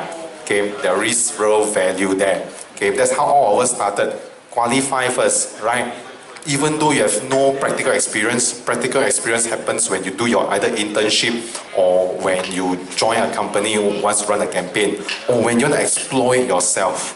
Okay, so your main goal, seriously, all you guys here, I hope I can see all of you all get certified, right? By hook or by crook, by when? 30th of September. But let's move it a bit closer, 15th of September, right? No, don't resit too many times. Okay, so mandatory must pass your fundamentals, okay? Then search or display, ideally all three, okay? Now if you pass your search and your display only, not qualify, right? So make sure it's either fundamentals and search or fundamentals and display, all right? Can we do that? Can I get commitment or not? I caught my flu, so I said come here and teach you all, you know. Okay, so make sure this all I just want is your commitment, all right, to really get yourself qualified, okay, no matter what it takes, right? Can do that, Okay, I have your word, I'll call you one by one next week, Okay, I'll call you one by end of the month. See you're qualified or not, right? So because I'm only doing MMU only, so this do just for your sake, this is for your sake, not really for mine. I can tell you. There is a value, okay, in getting qualified. All right. So what we want to do next is that two things. One is you can take a group photo, right? Let's take a group photo, and then second, you can get back your refunds from Leon after that. Okay, just have to organize yourself into some smart queue, and then he'll give you cash.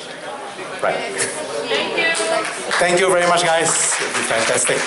Thank you. Okay, so let's all